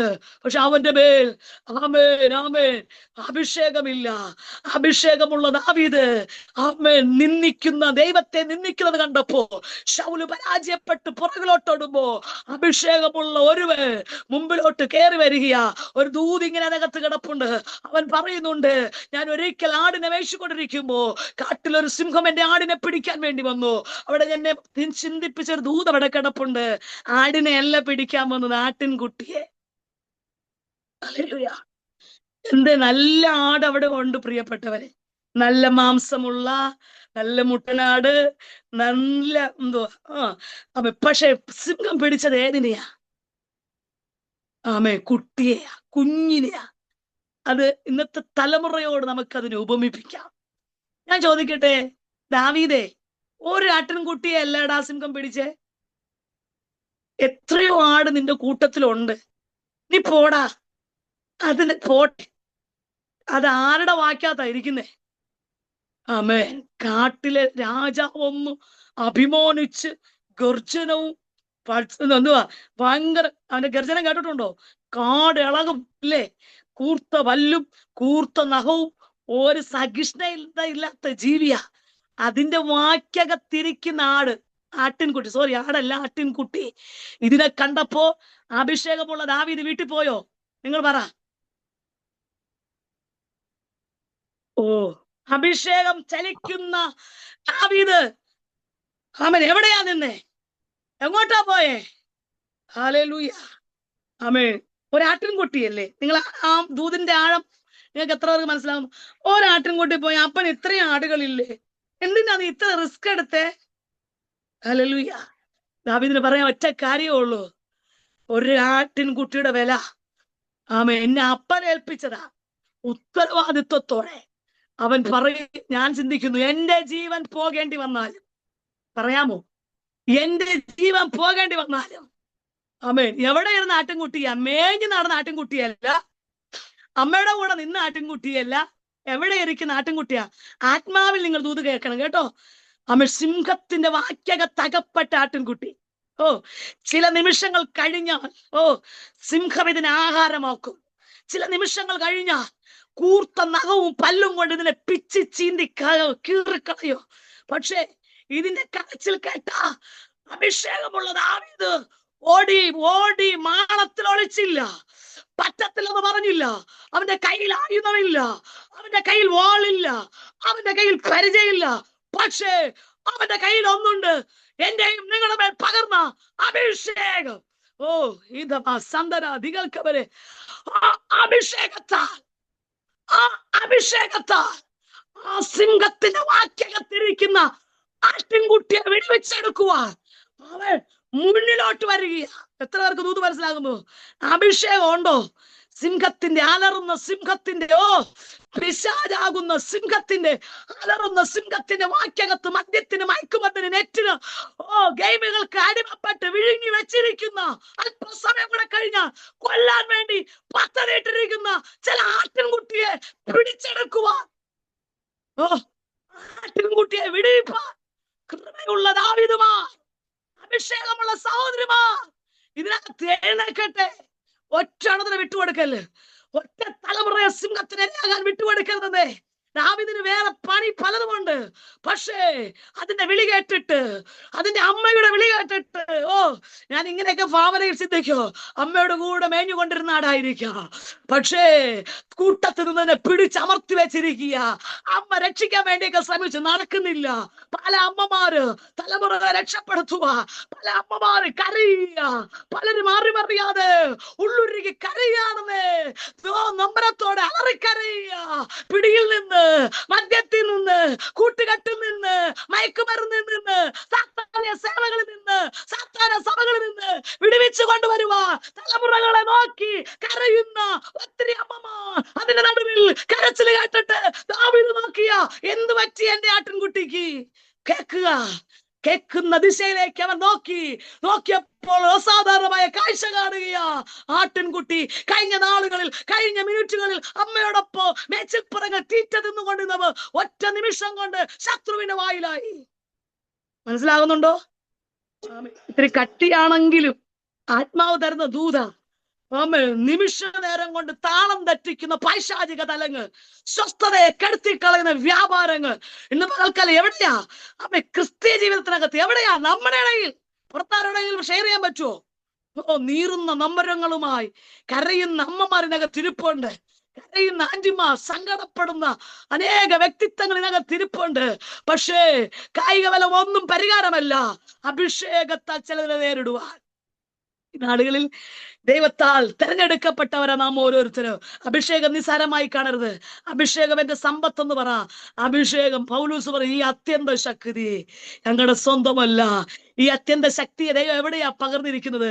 ബലഹീനമായിരിക്കുന്നത് എന്റെ ശരീരത്തിൽ, ബലഹീനമായിരിക്കുന്നത് എന്റെ ശരീരത്തിനകത്താ ഈ അത്യന്ത ശക്തി ഇരിക്കുന്നത്.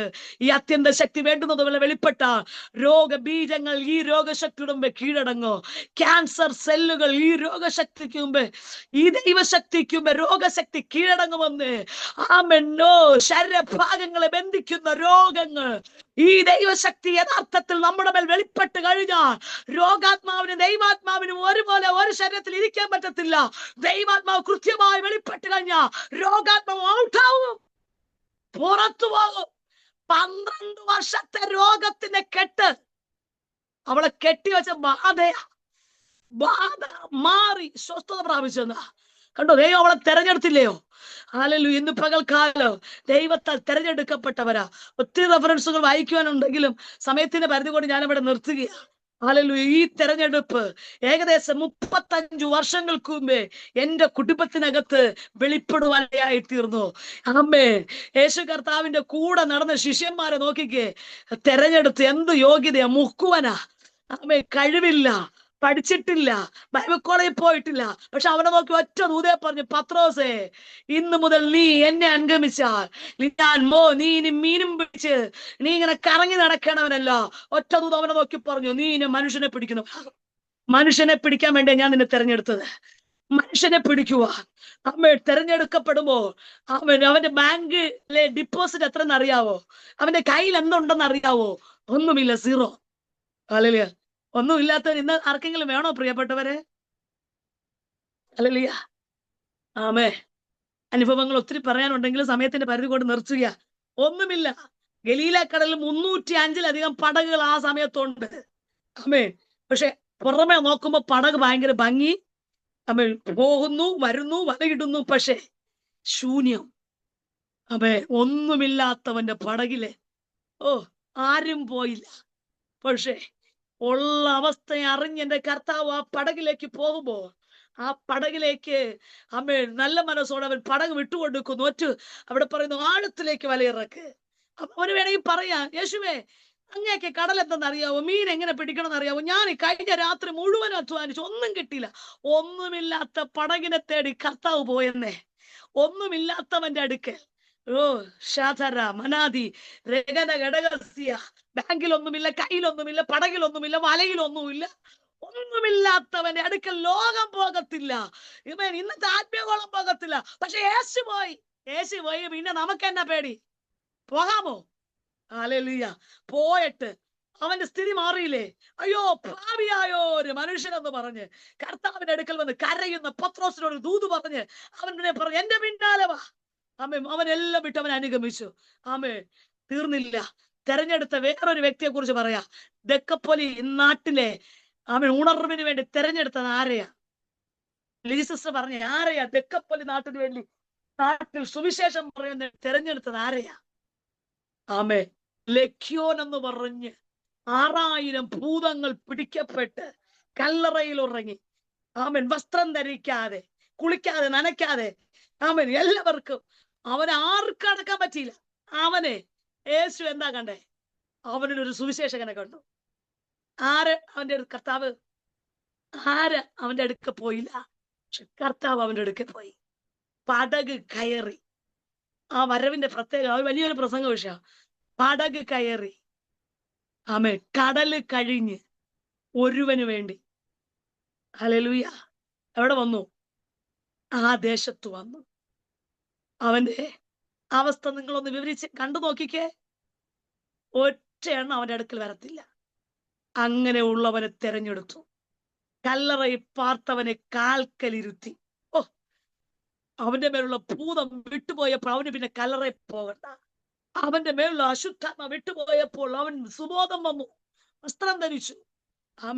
അവിടെ വായിക്കുന്നു, ദക്കപ്പൊലി നാടിനെ ഉണർത്തുവാൻ ദൈവം അവനെ ഉപയോഗിച്ചു.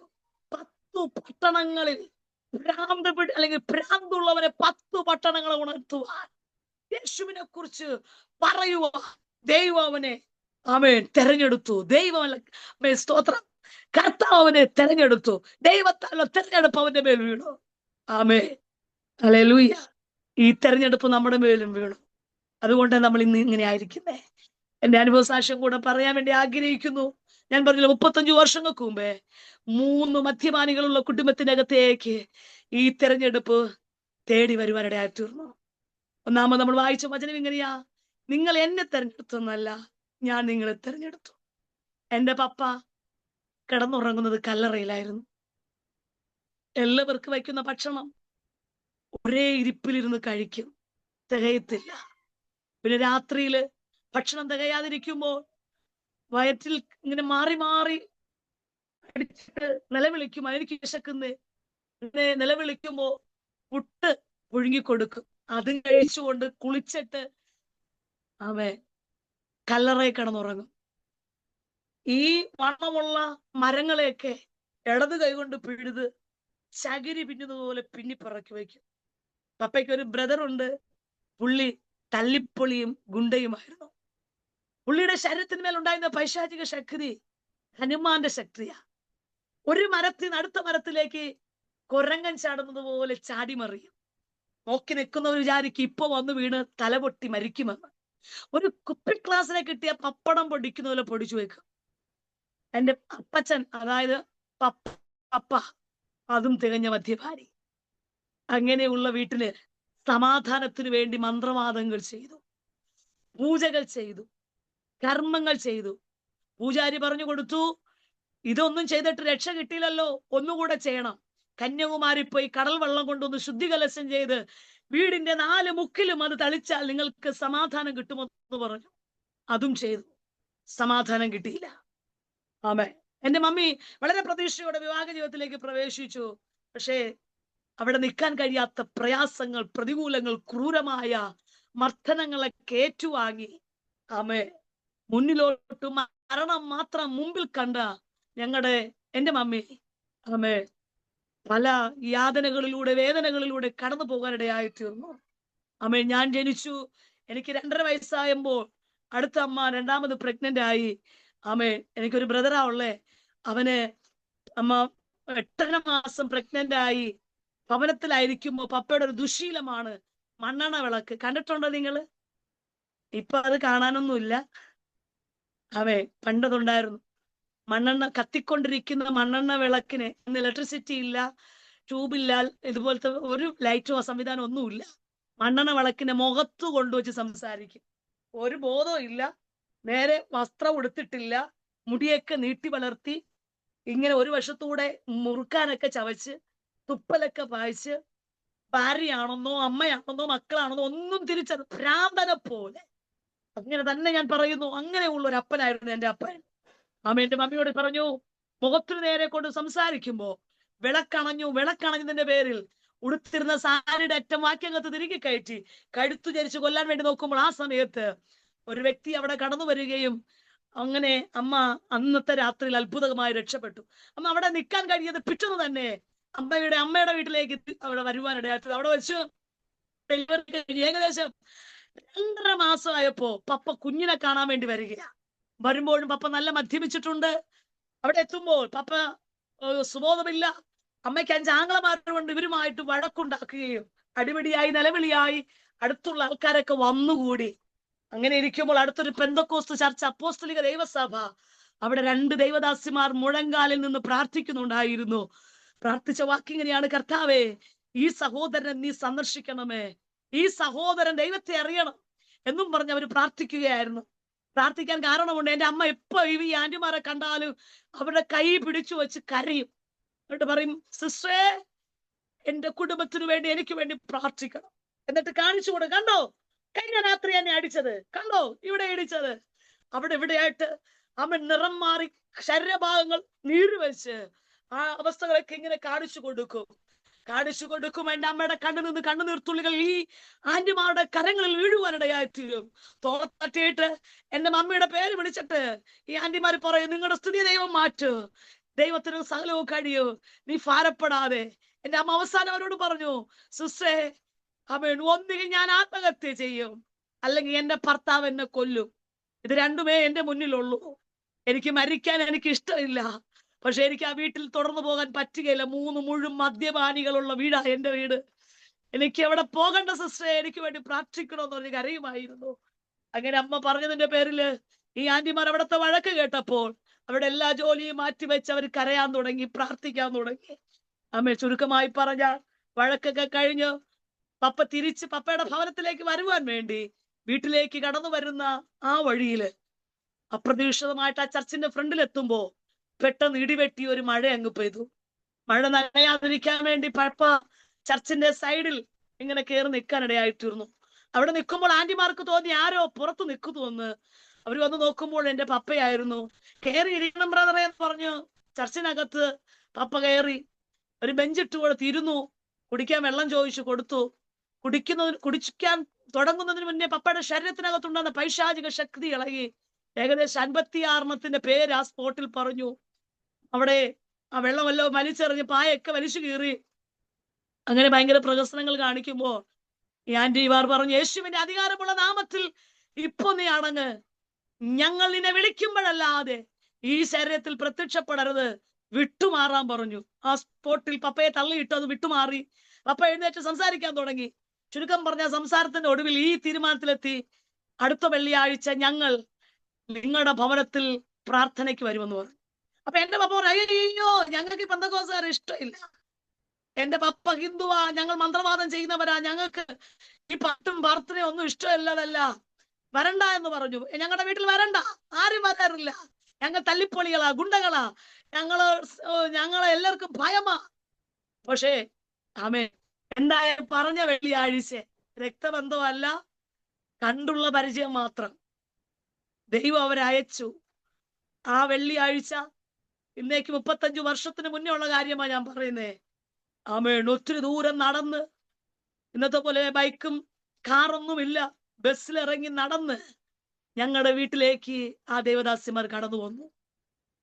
ആമേൻ, ചുരുക്കം പറഞ്ഞാൽ 5 വർഷം ഈ ആന്റിമാർ ഞങ്ങളുടെ ഭവനത്തിനകത്തുണ്ടായിരുന്നു.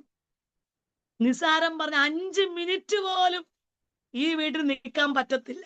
അങ്ങനെയുള്ള വീട്ടിൽ ഒരു സാരി കർട്ടന്റെ മറവിൽ ഇരുന്നു കൊണ്ട് മന്ത്രവാദം നടന്ന വീട്ടിന്റെ ഉള്ളുറൂമിനകത്ത് മുഴങ്കാൽ മടക്കി അവര് പ്രാർത്ഥിക്കാൻ തുടങ്ങി. ഇവരിവിടെ ഇരുന്ന് പ്രാർത്ഥിക്കുമ്പോൾ അപ്പുറത്തിരുന്ന് അവർ തെറി വിളിക്കും. ഇവിടെ ഇരുന്ന് പ്രാർത്ഥിക്കുമ്പോൾ മുഖത്ത് നോക്കി അസഭ്യ വാക്കുകൾ പറയും. പക്ഷെ ഇട്ടിട്ട് പോയില്ല. കഴിക്കാൻ ആഹാരമില്ല, പച്ചവെള്ളം കുടിച്ചുകൊണ്ട് 40 ദിവസം, 21 ദിവസം, 7 ദിവസം, 10 ദിവസം രക്തബന്ധമൊന്നും ഇല്ലാത്ത ഞങ്ങൾക്ക് വേണ്ടി, ഞങ്ങളുടെ കുടുംബത്തിന് വേണ്ടി അവർ ഉപവസിക്കുവാനും പ്രാർത്ഥിക്കുവാനും തുടങ്ങി. ഹല്ലേലൂയ. അതൊന്നും പാഴായി പോയില്ല. 5 വർഷത്തിന്റെ പ്രാർത്ഥനയ്ക്കൊടുവിൽ ഗുണ്ടയായിരുന്ന എന്റെ പപ്പയുടെ സഹോദരൻ കർത്താവിനെ കാണുവാനിടയായി തീർന്നു. ദൈവം നേരിട്ട് തന്നോട് സംസാരിച്ചു. ഇന്ന് ഒരു പാസ്റ്റർ. പിന്നെയും പപ്പ 2.5 വർഷം പിന്നെയും മദ്യപിച്ചു. കൊച്ചുനാളിൽ പപ്പയുടെ സ്നേഹം എന്തെന്ന് അറിഞ്ഞിട്ടില്ല. പപ്പയെ കാണുന്നത് ഭയമായിരുന്നു. പ്രസംഗിക്കുന്ന നാവുകൊണ്ട് ഞാൻ പറഞ്ഞിട്ടുണ്ട്, എന്റെ പപ്പയൊന്ന് മരിച്ചെങ്കിലെന്ന്. എപ്പോഴും അമ്മയെ അടിക്കുന്നത് കണ്ടു വളർന്ന കുട്ടിക്കാലം. എന്റെ പപ്പയെ ഇറങ്ങിപ്പോകുമ്പോൾ ഞാൻ കൊണ്ട് പറഞ്ഞിട്ടുണ്ട്, എന്റെ പപ്പയൊന്ന് വണ്ടിച്ചെങ്കിലെന്ന്.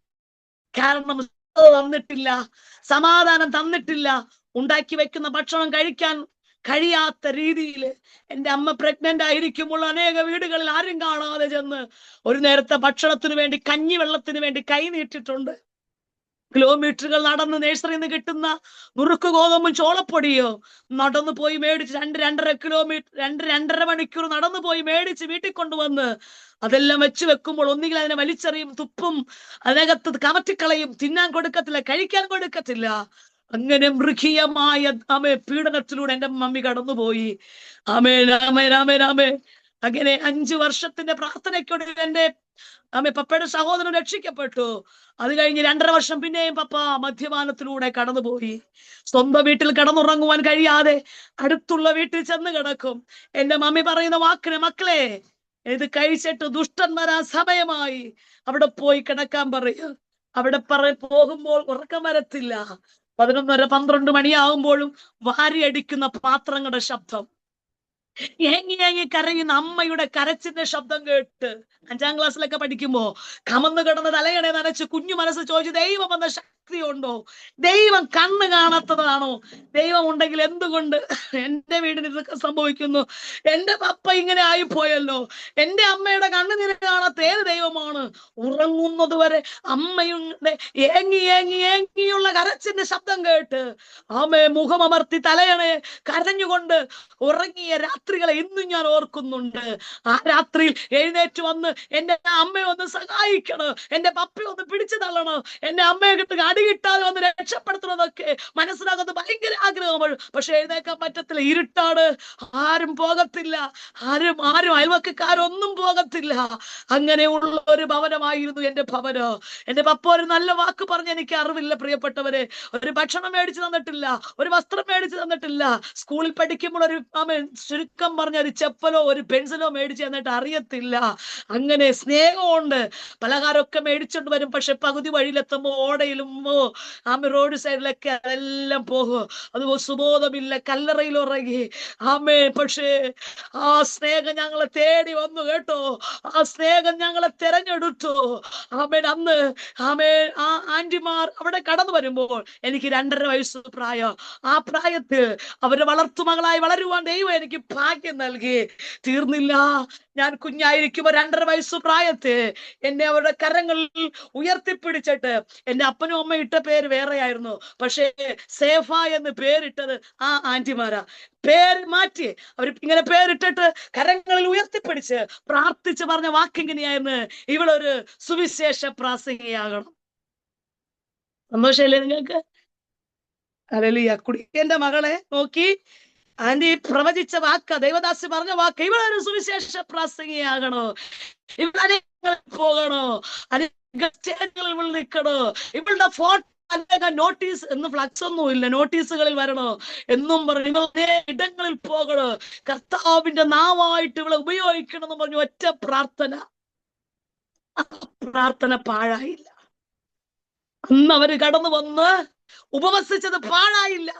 ഒരു നല്ല വീടില്ലായിരുന്നു കേട്ടോ, ചാണകം മെഴുകിയ വീടും ഓലമേഞ്ഞ വീടുമായിരുന്നു. അമ്മേ, ആ വീടിന് ഒരു നല്ല ഡോറില്ലാത്ത വീട് കണ്ടിട്ടോ? ഡോർ ഉണ്ടായിരുന്നു, അതിനെയൊക്കെ അടിച്ചു പൊട്ടിച്ചു കളഞ്ഞു.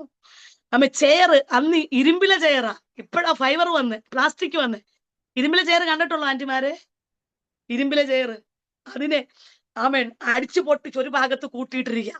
ഒരു നല്ല ഗ്ലാസ് ഇല്ല, ഒരു നല്ല പാത്രമില്ല, എല്ലാം ഉണ്ട്. പക്ഷെ കുടിച്ചുകൊണ്ട് വന്ന് എല്ലാം പൊട്ടിച്ച് പറക്കിയിട്ടിരിക്കുന്ന വീട്.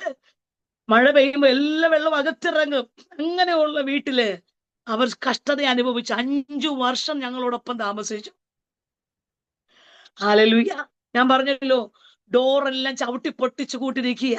അതിന് നടുവിൽ ഒരു നല്ലൊരു കർട്ടനൊന്നും അല്ല, ഒരു സാരിയെ വലിച്ചു കീറിയിടുന്ന ആ കർട്ടന്റെ മറവിൽ അവർ പ്രാർത്ഥനയ്ക്ക് മുഴങ്കാലും അടക്കിയതിന്റെ ഫലമാ ഇന്ന് നിങ്ങളുടെ മധ്യേ ഈ സാക്ഷ്യം പറയുവാൻ ദൈവം എന്നെ തെരഞ്ഞെടുത്തത്.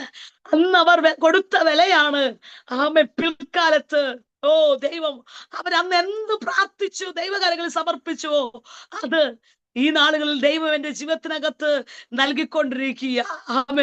അവര് പറഞ്ഞതുപോലെ പ്രസംഗം പഠിച്ചത് കൊണ്ടോ ബൈബിൾ കോളേജിൽ ഡിഗ്രികളോ ഒന്നുമില്ല പ്രിയപ്പെട്ടവരെ. പക്ഷെ ദൈവം നിർത്തി. അനേക അഭിഷക്തന്മാരുടെ നടുവിൽ ഞാൻ ഇന്ന് ഓർക്കാറുണ്ട്. പാട്ടുകാരൻ പാടിയ വരികൾ ഇങ്ങനെ: ഇതിനൊന്നും യോഗ്യതയില്ലേ, നീ തന്ന ദാനം അതല്ലേ, പുറംപറ കിടന്ന എന്നെ എടുത്തത് അങ്ങല്ലേ. ഹല്ലേലൂയ. ഈ പാട്ട് മട്ടം ഞാൻ പാടിക്കാണും.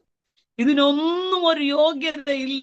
അന്ന് ഞാൻ പറഞ്ഞില്ല, ഒരു പപ്പടത്തിന് വേണ്ടി ആഗ്രഹിച്ച്, ഒരു വറുത്ത മീന് കഴിക്കാൻ വേണ്ടി ആഗ്രഹിച്ചു. പക്ഷെ ഇന്ന് ദൈവം സ്ഥിതിയൊക്കെ മാറ്റി. ഹല്ലേലൂയ. വസ്ത്രം അന്ന് ഒത്തിരി അലന്ന്, അന്ന് ബുധനാഴ്ച മാത്രമേ കളർ ഇടാവൂ. ആ കളർ ഡ്രസ് ഇടാനില്ലാതെ ഇട്ട ഡ്രസ് കീറിയതിന്റെ പേരിൽ പിള്ളേരെ ബെഞ്ചിലിരുത്തിയില്ല. തറയിൽ പോയിരുന്ന കുട്ടി 7ാം ക്ലാസ്സിൽ പഠിക്കുമ്പോ തിരസ്കരണങ്ങളും ഒറ്റപ്പെടലുകളും അപമാനങ്ങളും പലതും ഏറ്റുവാങ്ങി. പക്ഷെ ഒരു കുടി എന്റെ മകളായി എവിടെയൊക്കെ അസ്തമിച്ചു പോകേണ്ടുന്ന ഞങ്ങളുടെ കുടുംബത്തെ ദൈവം തെരഞ്ഞെടുത്തു. ക്രിസ്തുവിൽ ഇന്ന് പകൽക്കാലം ഞാൻ ദൂത് കൈമാറുന്നു. യോഗ്യത നോക്കിയാൽ ഈ പുസ്തകം എടുപ്പാൻ ഒരു യോഗ്യതയില്ല. എന്റെ അപ്പച്ചൻ പെന്തക്കോസ്ത് ചർച്ചിൽ കയറി പാസ്റ്ററിനെ പിടിച്ചു തള്ളിയിട്ട് ബൈബിളിനെ എടുത്തെറിഞ്ഞിട്ട് പറഞ്ഞു, തലയിൽ കൈവച്ചിട്ട് ഇങ്ങനെ പറഞ്ഞു, എവിടെ വേണോലും ഞങ്ങൾ പോകാം, പക്ഷെ പെന്തക്കോസ്തിനകത്ത് പോകത്തില്ലെന്ന് പറഞ്ഞു. ഏത് കൈ കൊണ്ട് ബൈബിളിനെ എടുത്തെറിഞ്ഞു, അതേ കൈ കൊണ്ട് ബൈബിളിനെ ചേർത്ത് പിടിക്കുക ദൈവം ഭാഗ്യം കൊടുത്തു. ഏത് മാർഗത്തിൽ പോകത്തില്ലെന്ന് പറഞ്ഞു, അതേ മാർഗത്തിൽ ദൈവം കൊണ്ടുവന്നു. ഇന്ന് ഞങ്ങൾ എല്ലാവരും ഈ പെട്ടകത്തിനകത്ത് കയറി പ്രാർത്ഥന തുടങ്ങി. മന്ത്രവാദം നടന്ന വീട്ടിന്റെ അകത്ത് പ്രാർത്ഥന ഉയർന്നു. ആ പ്രാർത്ഥന എന്റെ അപ്പച്ചൻ 3 സെന്റ് സ്ഥലം ചർച്ചിന് വിട്ടുകൊടുത്ത് മനോഹരമായ ചർച്ച് മുറ്റത്ത് പണിതു. ഇന്നും ആ ചർച്ച് നിലനിൽപ്പുണ്ട്. ഞങ്ങളുടെ കുടുംബത്തെ മുറ്റുമായി എന്റെ പപ്പ രക്ഷിക്കപ്പെട്ടു. മദ്യപാനമൊക്കെ മാറ്റി. ഇന്നും ഇന്ന് എല്ലായിടത്തും ലജ്ജ കൂടാതെ, ഏത് ഹിന്ദു ആകട്ടെ, ഏത് വ്യക്തിയാകട്ടെ, എന്റെ പപ്പയ്ക്ക് വിദ്യാഭ്യാസമൊക്കെ വളരെ കുറവാ, പഠിച്ചിട്ടൊന്നുമില്ല. പക്ഷെ ഞാനൊക്കെ പറയുന്നതിനേക്കാൾ അപ്പുറമായിട്ട് സുവിശേഷം പറയും, യേശുവിനെ കുറിച്ച് ഉയർത്തു. ദൈവം വിടുവിച്ച വിധങ്ങൾ എല്ലാവർക്കും അറിയാം. ഗുണ്ടയും തല്ലിപ്പൊളിയും ആർക്കും വേണ്ടാതിരുന്ന കുടുംബത്തിനകത്തളങ്ങളിലേക്ക് ഈ തെരഞ്ഞെടുപ്പ് ഇന്നേക്ക് 35 വർഷത്തിന് മുന്നേ ഞങ്ങളെ തേടി വന്നതിന് മുഖാന്തരം ദൈവം സ്ഥിതികളെ മാറ്റി. അന്നവർ പ്രാർത്ഥിച്ചത്, അന്നവർ ദൈവകാര്യങ്ങളിൽ സമർപ്പിച്ചത്, അതുപോലെ ദൈവം എന്റെ ജീവിതത്തിനകത്ത് നൽകുവാനിടയായി തീർന്നു. ഞാൻ എന്നും ഓർക്കാറുണ്ട്. കഴിവല്ല, കഴിവല്ല, കഴിവല്ല, കൃപയാ. അവരുടെ കണ്ണുനീരാ, അവരുടെ പ്രാർത്ഥനയാ. അവൻ എവിടെ പോയാൽ ഈ സാക്ഷ്യം പറയും. കഴിഞ്ഞ ദിവസം ബാംഗ്ലൂരിൽ 3 ദിവസത്തെ മീറ്റിംഗ് ഉണ്ടായിരുന്നു. അവൻ അവിടെയൊക്കെ ഞാൻ ഈ സാക്ഷ്യം പറയുവാനിടയായി തീർന്നു. സാക്ഷ്യം പറഞ്ഞപ്പോൾ അനേകർ പൊട്ടിക്കരഞ്ഞുകൊണ്ട് കടന്നു വന്ന് ഞങ്ങൾ ഇതേ അവസ്ഥയിലൂടെ പോകുക. എന്റെ അപ്പൻ മദ്യപാനിയ, എന്റെ ഭർത്താവ് മദ്യപാനി. ഞാൻ പറഞ്ഞു, എന്റെ ജീവിതത്തെ മാറ്റിയ ദൈവം, എന്റെ പപ്പയെ മാറ്റിയ ദൈവം, എന്റെ കുടുംബത്തെ മാറ്റിയ ദൈവം നിങ്ങളുടെ ജീവിതത്തെ മാറ്റി. വിശ്വസിക്കാമോ? നിങ്ങളുടെ ഏതവസ്ഥയെ മാറ്റുവാൻ ദൈവത്തിന് കഴിയുമെന്നേ. ചിലതിലൂടെ നമ്മളെ കടത്തിവിടുന്നത് എന്തിനെന്ന് ചോദിച്ചാൽ, അമ്മോ, ഇത് അന്ന് ഞാൻ ആ രീതിയിലൂടെ പോയത് കൊണ്ടാ ഈ സാക്ഷി ഇന്ന് നിങ്ങളുടെ മധ്യേ പറയാനിടയായി തീർന്നത്. അന്ന് ഇതൊന്നും ഇല്ലായിരുന്നെങ്കിൽ എനിക്കിതൊന്നും പറയാൻ പറ്റത്തില്ല. പക്ഷെ അന്ന് ഒത്തിരി അനുഭവിച്ചു കേട്ടോ. ഹല്ലേലൂയ. ഒത്തിരി ഒത്തിരി ഞാൻ പറയുന്നതിനേക്കാളൊക്കെ അപ്പുറമാ. എന്റെ പപ്പയുടെ പുറകെ ഒരു ശക്തി ഉണ്ടായിരുന്നു. അത് പപ്പയ്ക്ക് നന്നറിയാം.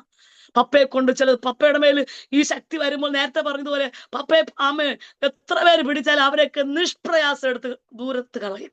അത്രയ്ക്ക് ഭയങ്കര കല്ലറയിൽ കിടന്ന് ഉറങ്ങണമെങ്കിൽ ആ ശക്തിയെ കുറിച്ച് നിങ്ങൾക്ക് പറയാതെ അറിയാമല്ലോ.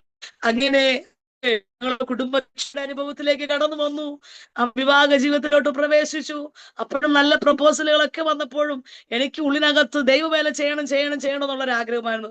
അതുപോലെ ദൈവവേല ചെയ്യാനുള്ളൊരു ഒരു പാസ്റ്ററുടെ മകനെ തന്നെ വിവാഹം കഴിച്ചു. ഞങ്ങൾ വെള്ളരുടെ എന്ന് പറഞ്ഞ സ്ഥലത്ത് ന്യൂ ഇന്ത്യ ചർച്ച്, അവിടെ കർത്താവിന്റെ വേലയോടനുബന്ധിച്ച് ഞങ്ങൾ ഈ ദേശത്ത് വന്നിട്ട് 14 വർഷങ്ങളാകുന്നു.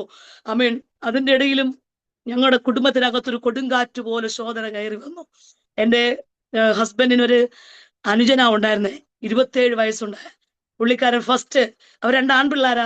ആദ്യമായിട്ട് ദുബായിൽ പോയി. ഞങ്ങൾക്ക് ഭവനം വെക്കാൻ വേണ്ടി 2 ആൺപിള്ളേരായ പഴക്കമുള്ള ഭവനമാണ്. അപ്പം ചേട്ടനൊരു ഭവനം, ഞങ്ങൾക്കൊരു ഭവനം വെക്കാൻ വേണ്ടി പുള്ളി ഇലക്ട്രീഷ്യനാ. പുള്ളി ഗൾഫിൽ പോയി 2 വർഷം, 2 ആഴ്ചയേ ഉള്ളൂ തിരിച്ച് നാട്ടിൽ വരാൻ. 2 ആഴ്ച കൊണ്ട് രാത്രി 10 മണിയായപ്പോ ഞങ്ങളോട് സംസാരിച്ചു. ചേട്ടത്തി എന്ന് വിളിച്ച് സംസാരിച്ചു. 1 മണിയായപ്പോ ഞങ്ങൾ അറിയുന്നത് പുള്ളിയുടെ മരണ വാർത്തയായിരുന്നു. എന്ത് ചെയ്യണം, എങ്ങനെ പോകണമെന്ന് അറിയത്തില്ല. എങ്ങനെയാണ് മരിച്ചത് ചോദിച്ചുകൊണ്ട് 7up കുടിപ്പോൾ അത് ശ്വാസകോശത്തിൽ ഇറങ്ങി. പെട്ടെന്ന് ആരെങ്കിലും ഒന്നെടുത്ത് കുടയോ ഒന്ന് നെഞ്ചമർത്തുകയോ ചെയ്തെങ്കിൽ രക്ഷപ്പെട്ടേക്കായിരുന്നു. പക്ഷേ അടുത്തുള്ളവരുണ്ട്, ഓടിപ്പോയി ക്യാമ്പിൽ ഡോക്ടർ കൊണ്ടുവന്നപ്പോ പുള്ളിക്കാരൻ മരിച്ചു കഴിഞ്ഞു. അങ്ങനെ കുടുംബത്തിന്റെ പ്രതീക്ഷകളിൽ ഒറ്റ നിമിഷം കൊണ്ട് താളം തെറ്റി. എല്ലാവരുടെ മുമ്പ് ഒരു ചോദ്യചിഹ്നമായി. നിങ്ങൾ പ്രാർത്ഥിക്കുന്നവരല്ലേ? നിങ്ങൾ അനേകർക്ക് ദൂത് പറയുന്നവരല്ലേ? എന്തുകൊണ്ട് നിങ്ങളുടെ വീട്ടിൽ ഇത് സംഭവിച്ചു? നിങ്ങളുടെ ദൈവം നിങ്ങൾക്ക് വെളിപ്പാട് തന്നില്ലേ? എന്നൊക്കെ പറഞ്ഞ് എല്ലാവരും ഒറ്റപ്പെടുത്തി. ചുരുക്കമായി പറഞ്ഞ പ്രിയപ്പെട്ടവരെ, അത് ഞങ്ങളുടെ കുടുംബത്തിന്റെ ഒരു തകർച്ചയായിരുന്നു. ഇവിടെ 2 ടെസ്റ്റ് എഴുതിയിട്ടാ അനിയൻ പോയിരുന്നേ. അതിന്റെ ജോലിയുടെ അപ്പോയിന്റ്മെന്റ് ഓർഡർ പപ്പയുടെ കരങ്ങളിൽ ലഭിക്കാനിടയായിരുന്നു. പോസ്റ്റ്മാൻ കൊണ്ട് പപ്പയുടെ കയ്യിലാണ് കൊണ്ടുകൊടുത്തേ. അത് പപ്പയ്ക്ക് ഭയങ്കര ഷോക്കായിരുന്നു. അനുജൻ മരിച്ച് 2 വർഷമായപ്പോ പപ്പയും മരിച്ചു. ഞങ്ങളുടെ ജീവിതം മുഴുവൻ ഇവരിൽ ആശ്രയിച്ച.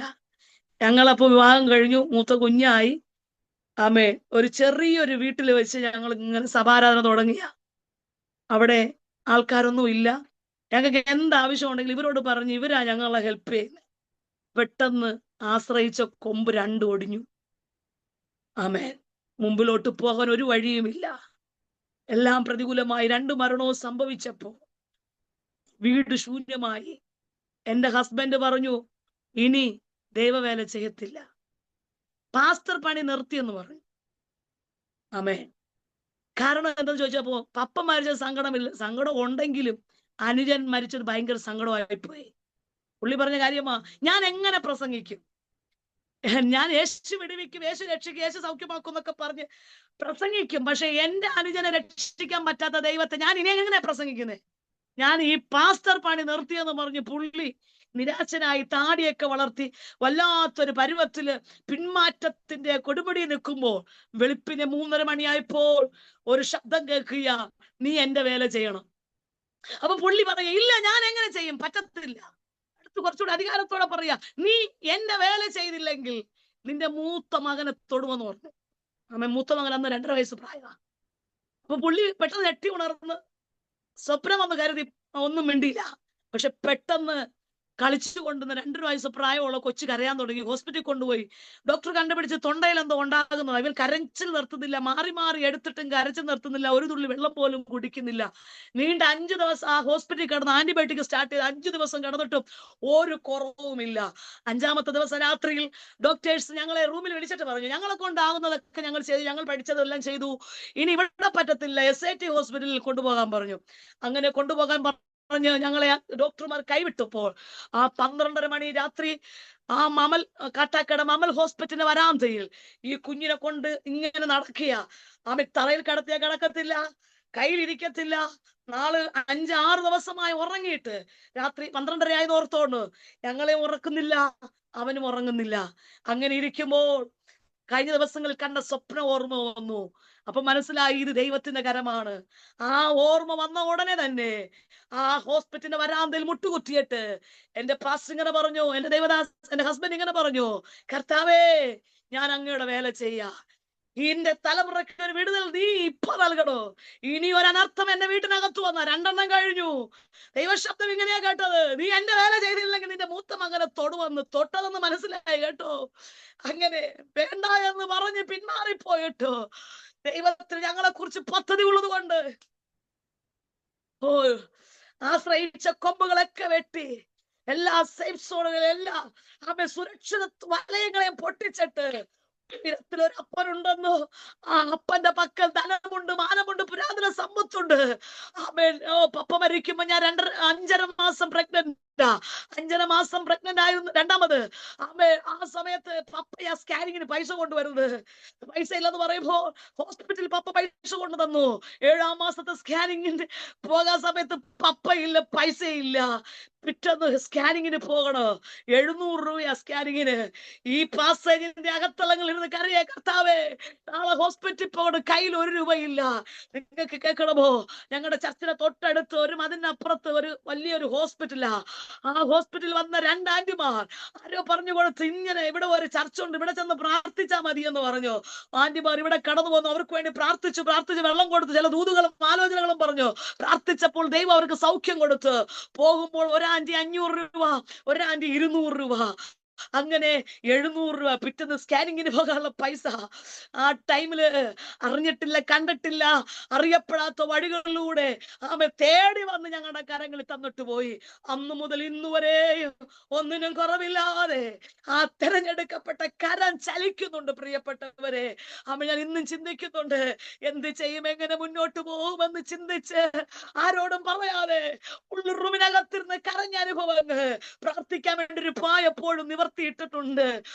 ആ പായിൽ അവന് ഒത്തിരി കണ്ണുനീർത്തുള്ളികളുണ്ട് കേട്ടോ. ആ പായിൽ ചെന്നിരുന്ന് കരയപ്പ, ഒരു പൊട്ടിയെ പോലെ കരഞ്ഞ അനുഭവങ്ങൾ ഓർക്കുന്നുണ്ട്. പക്ഷെ കരഞ്ഞത് വെറുതെ അല്ല. പലരും പറയോ, നീ വന്നതോടെ കുടുംബം നശിച്ചല്ലോ, നീ വന്നതോടെ കുടുംബം ഇങ്ങനെയൊക്കെ ആയല്ലോ എന്ന് പറഞ്ഞ് പലരും ആക്ഷേപിച്ചു. എന്റെ ചെവിയിൽ ഞാൻ കേട്ടിട്ടുണ്ട് ഇങ്ങനെ പറയുന്നത്. ഇതൊക്കെ കേൾക്കുമ്പോ ഞാൻ പറഞ്ഞു, ഇത് ശരി തന്നെയല്ലോ, എന്ത് സന്തോഷത്തോടെ പോയ കുടുംബമാ. പക്ഷെ നിമിഷ നേരം കൊണ്ട് അപ്പൻ നഷ്ടപ്പെട്ടു, സഹോദരൻ നഷ്ടപ്പെട്ടു, കഴിഞ്ഞ 1 വർഷമായി അമ്മയെ നഷ്ടപ്പെട്ടു. എല്ലാ നഷ്ടങ്ങളുടെ ഒടുവിലും പല പരാജയങ്ങൾ മുമ്പിലുള്ളപ്പോൾ ഞാൻ അന്ന് പ്രാർത്ഥിച്ചൊരു വാചകമാ, കർത്താവേ, ഞാൻ ചോദിച്ചു, എന്നോട് പറഞ്ഞ വാഗ്ദത്തങ്ങൾ എവിടെ? 9ാം ക്ലാസ്സിൽ പഠിക്കുമ്പോൾ എന്നോട് പറഞ്ഞ വാഗ്ദത്തങ്ങൾ എവിടെ? എന്നോട് പറഞ്ഞ വെളിപ്പാടുകൾ എവിടെ? എന്നോട് പറഞ്ഞ ദൂതുകൾ എവിടെ? എല്ലാം തലകുത്തനെയാണല്ലോ സംഭവിക്കുന്നത്. ഏത് പ്രവാചകൻ വന്നാലും തലയിൽ വെച്ചിട്ട് പറയും, നീ എനിക്കുള്ളതാ, എന്റെ വേലക്കുള്ളതാ, ഞാൻ നിന്നെ ഉപയോഗിക്കും. എവിടെ ഉപയോഗിക്കുന്നത്?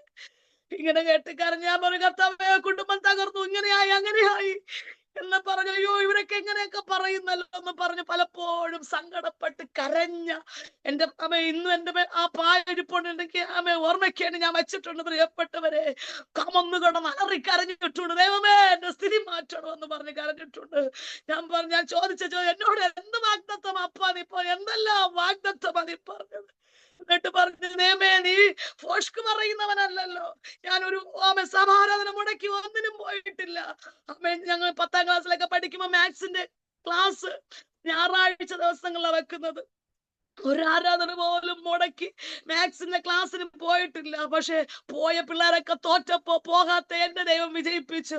ഞാൻ ഇങ്ങനെയൊക്കെ പറഞ്ഞ് പ്രാർത്ഥിക്കുമായിരുന്നു. ഞാൻ അങ്ങേക്ക് വേണ്ടി ഇറങ്ങി തിരിച്ചത്.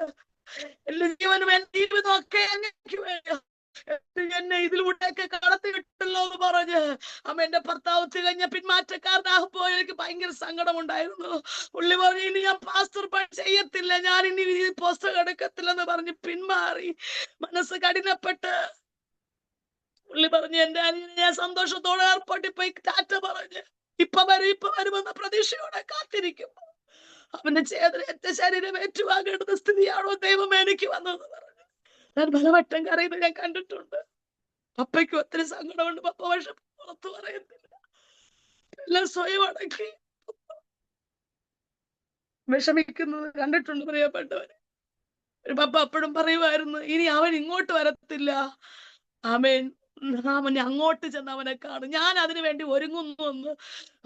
പപ്പയ്ക്ക് സൈലന്റ് അറ്റാക്ക് ആയിരുന്നു. 10 മണിയൊക്കെ ആയപ്പോ ഞങ്ങളോട് ഒരുമിച്ചിരുന്ന് ഭക്ഷണം കഴിഞ്ഞ് 2 മണിയായപ്പോ പപ്പയും പെട്ടെന്നൊരു അസ്വസ്ഥ വന്ന് എന്തൊക്കെയോ പറയാൻ ശ്രമിക്കുന്നുണ്ട്. മരിക്കുന്നതിന് 2 ആഴ്ചക്ക് അവര് 2 ആൺപിള്ളേരല്ലേ, മോളായിരിക്കുമെന്ന് ഇന്ന പേരിടണമെന്നും എന്നിട്ട് കുറെ വാഗ്ദത്ത വചനങ്ങള്, കുറെ കാര്യങ്ങൾ ഞങ്ങൾ രണ്ടുപേരെയും വിളിച്ചിരുത്തി കുറെ കാര്യങ്ങളൊക്കെ ഇങ്ങനെ പറഞ്ഞു. പക്ഷെ ഞങ്ങൾക്ക് അറിയത്തില്ലായിരുന്നു മരിക്കുമോ എന്ന്. പക്ഷെ തകർന്നു പോയില്ല ദൈവം. മഹത്വമേറിയ ശുശ്രൂഷയിൽ പിന്നെ ഈ ദേശത്ത് കൊണ്ടുവന്നു. 90 ദിവസം തികക്കത്തില്ലെന്ന് പറഞ്ഞ ഞങ്ങളുടെ നേതൃത്വം 90 ദിവസത്തിനപ്പുറം പോകത്തില്ലെന്ന് പറഞ്ഞതാ. അനേക അഭിഷക്തന്മാർ, സെൻട്രൽ പാസ്റ്റർമാർ ഉൾപ്പെടെ ഇരുന്ന് 45 വർഷം പഴക്കമുള്ള ചർച്ച കൃപയാൽ 13 വർഷം തികഞ്ഞ് 14ാമത്തെ വർഷത്തിലേക്ക് കാലെടുത്ത് വെക്കുവാൻ ദൈവം സഹായിച്ചു. അതിന് നടുവിലും ദൈവം ചില അത്ഭുതങ്ങൾ ചെയ്തു. പിശാച് ബാധിച്ച ഒരു സഹോദരി, ഈ ദേശം മുഴുവനും അറിയുന്ന ഒരു സഹോദരിയാ. 80,000 മന്ത്രവാദത്തിന് കൊണ്ടുകൊടുത്തിട്ട് സൗഖ്യം വരാത്ത സരിത എന്ന് പറഞ്ഞൊരു സഹോദരി. ഞങ്ങൾ ഇവിടെ വരുമ്പോൾ അവൾ 2.5 മാസം പ്രഗ്നന്റ് ആയിരുന്നു. മാറി മാറി വയറ്റത്തിടിച്ചിട്ട് പറയും, ഇവന്റെ കുഞ്ഞിനെ തരത്തില്ല എന്ന് പറഞ്ഞ് ഇവളുടെ മേൽ ഉണ്ടായിരുന്ന പൈശാചിക ഭദ്രകാളിയുടെ ശക്തിയായിരുന്നു. പക്ഷേ ആരോ പറഞ്ഞു കൊടുത്തു, ഇങ്ങനെ ഒരു ദൈവദാസൻ ഇവിടെ ഉണ്ട്. രാത്രി 11 മണിയായപ്പോ ഒരു കൂട്ടം ആൾക്കാർ വന്നിട്ട് പറഞ്ഞു, പാസ്റ്റേ അവിടെ ഒരു സഹോദരി കൊണ്ട് ഒന്ന് പ്രാർത്ഥിക്കാൻ വരണമേ. എന്റെ പാസ്റ്ററിന് അങ്ങനെ ഭൂതശാന്തി, അങ്ങനെ ഭൂതം ഒഴിച്ചൊന്നും പരിചയമില്ല. പുള്ളി അകത്ത് കയറി ഒറ്റ പ്രാർത്ഥന, കർത്താവേ കൈവിടല്ലേ, ഞങ്ങൾക്ക് ആരുമില്ല. ഞാൻ അവിടെ പോകുമ്പോൾ ഒരു ദൈവപ്രവൃത്തി ഉണ്ടാകണമെന്ന് പുള്ളി പ്രാർത്ഥിച്ച് ഇവിടെ നിന്ന് പോയി. പോകുമ്പോൾ ആ മുറ്റത്ത് കാലെടുത്ത് വെക്കുമ്പോൾ ആ സഹോദരി നോർമലായി. അതുവരെ അവിടെ ഒരു ആൾക്കൂട്ടവും ഭയങ്കര കൂട്ടുകുടുംബമാ. എന്താണ് സംഭവിക്കുന്നത് കാണാൻ വേണ്ടി കാത്തിരുന്ന കുടുംബത്തിന് നടുവിൽ രാത്രി 11 മണിക്ക് ഈ ചർച്ചിൽ നിന്ന് വീട്ടിലേക്ക് പോകുമ്പോൾ ആ വീടിന്റെ മുറ്റത്തെത്തുമ്പോൾ തന്നെ ഇവിടെ മേലുണ്ടായിരുന്ന പൈശാചിക ശക്തി നോർമൽ ആകാനിടയായിത്തീർന്നു. 91 സങ്കീർത്തനവും ഒരു ഗ്ലാസ് കാണാതെ പഠിക്കാൻ പറഞ്ഞു, ഒരു ഗ്ലാസ് വെള്ളവും പ്രാർത്ഥിച്ചു കൊടുത്തു. ദൈവം അത്ഭുത വിടുതൽ കൊടുത്തു. ഈ ഞങ്ങളുടെ അടുത്ത ഹോസ്പിറ്റലിൽ കൈയും കാലും കെട്ടിയിട്ടിരുന്ന വ്യക്തിയാ. ഇവൾക്ക് പൈശാചിക ശക്തി വരുമ്പോ എത്ര പേര് പിടിച്ചാലും അവരെയൊക്കെ തെറിപ്പിച്ചിട്ടുണ്ട്. ഇവിടെ ഓടുന്ന വ്യക്തിയെ പിടിക്കാൻ റോഡിലൂടെ ബൈക്ക് കൊടുത്ത് പിറകിലോട്ട് പോകുമ്പോൾ ഇവൾ തോട്ടിൽ ചാടും. ബൈക്ക് വെച്ചിട്ട് തോട്ടിലേക്ക് അവര് ചാടുമ്പോൾ അവൾ റോട്ടിൽ കയറും, ആർക്കും പിടിക്കാൻ പറ്റത്തില്ല. അങ്ങനെയുള്ള സഹോദരി ദൈവം അത്ഭുത വിടുതൽ കൊടുത്തു. ആ സഹോദരി ഒറ്റ വിടുതൽ ആ കുടുംബത്തിനകത്ത് 12 പേർ കർത്താവിനെ കണ്ടുമുട്ടുവാൻ ദൈവം ഭാഗ്യം കൊടുത്തു.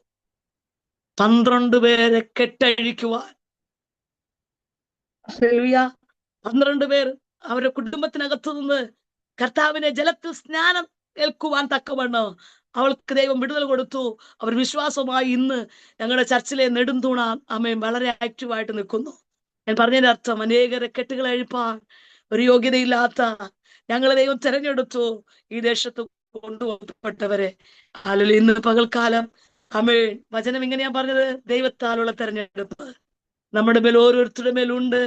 ഈ തെരഞ്ഞെടുപ്പ് എന്തിനു വേണ്ടി ചോദിച്ചാൽ യോഹന്നാന്റെ സുവിശേഷം 14:2 ഇങ്ങനെ പറയുന്നു, ഞാൻ ഇരിക്കുന്നിടത്ത് നിങ്ങളെ ഇരുത്തുവാൻ, ഞാൻ പോയി സ്ഥലം ഒരുക്കി കഴിഞ്ഞാൽ ഞാൻ ഇരിക്കുന്നിടത്ത് നിങ്ങളെ ഇരുത്തുവാൻ ഞാൻ പിന്നെയും നിങ്ങളെ എന്റെ അടുക്കൽ ചേർക്കാൻ വരുമെന്നാ പറഞ്ഞേ. എന്തിനാ ദൈവം നമ്മളെ തെരഞ്ഞെടുത്തത്? ഇവിടം കൊണ്ട് തീരുന്ന ഒരു ഇതല്ല, ഇതിനപ്പുറം. മുഖ്യമന്ത്രി ഇരിക്കുന്നിടത്ത് നമുക്ക് പോകാൻ പറ്റത്തില്ല, പ്രധാനമന്ത്രി ഇരിക്കുന്നിടത്ത് പോകാൻ പറ്റത്തില്ല. മുഖ്യമന്ത്രിയെയും പ്രധാനമന്ത്രിയും ഈ ലോകത്തിലെ വ്യക്തികളെ സൃഷ്ടിച്ച ദൈവം പറയാ, ഞാൻ ഇരിക്കുന്നിടത്ത് കഴിവില്ലാത്ത, അറിവില്ലാത്ത, ഒന്നിനും കൊള്ളാരുതെന്ന് പറഞ്ഞ് ലോകം തള്ളിക്കളഞ്ഞ് നമ്മളെ കൊണ്ടുപോകാൻ കർത്താവ് വരാൻ സമയമായി. ഈ നാളുകളിൽ തിരഞ്ഞെടുക്കപ്പെട്ട പ്രിയപ്പെട്ടവരെ, ആ വരവിന് വേണ്ടി നമുക്ക് ഓരോരുത്തർക്കും ഒരുങ്ങാം. സമയം അല്പം മുന്നോട്ട് പോയി എങ്കിലും ഇത്രയും സമയം അനുവദിച്ചെന്ന പ്രിയ ആന്റിയോടും കേട്ടുകൊണ്ടിരുന്ന എല്ലാ പ്രിയപ്പെട്ടവരും നന്ദി പറഞ്ഞുകൊണ്ട് ഞാൻ നിർത്തുന്നു. മാറാനാഥ.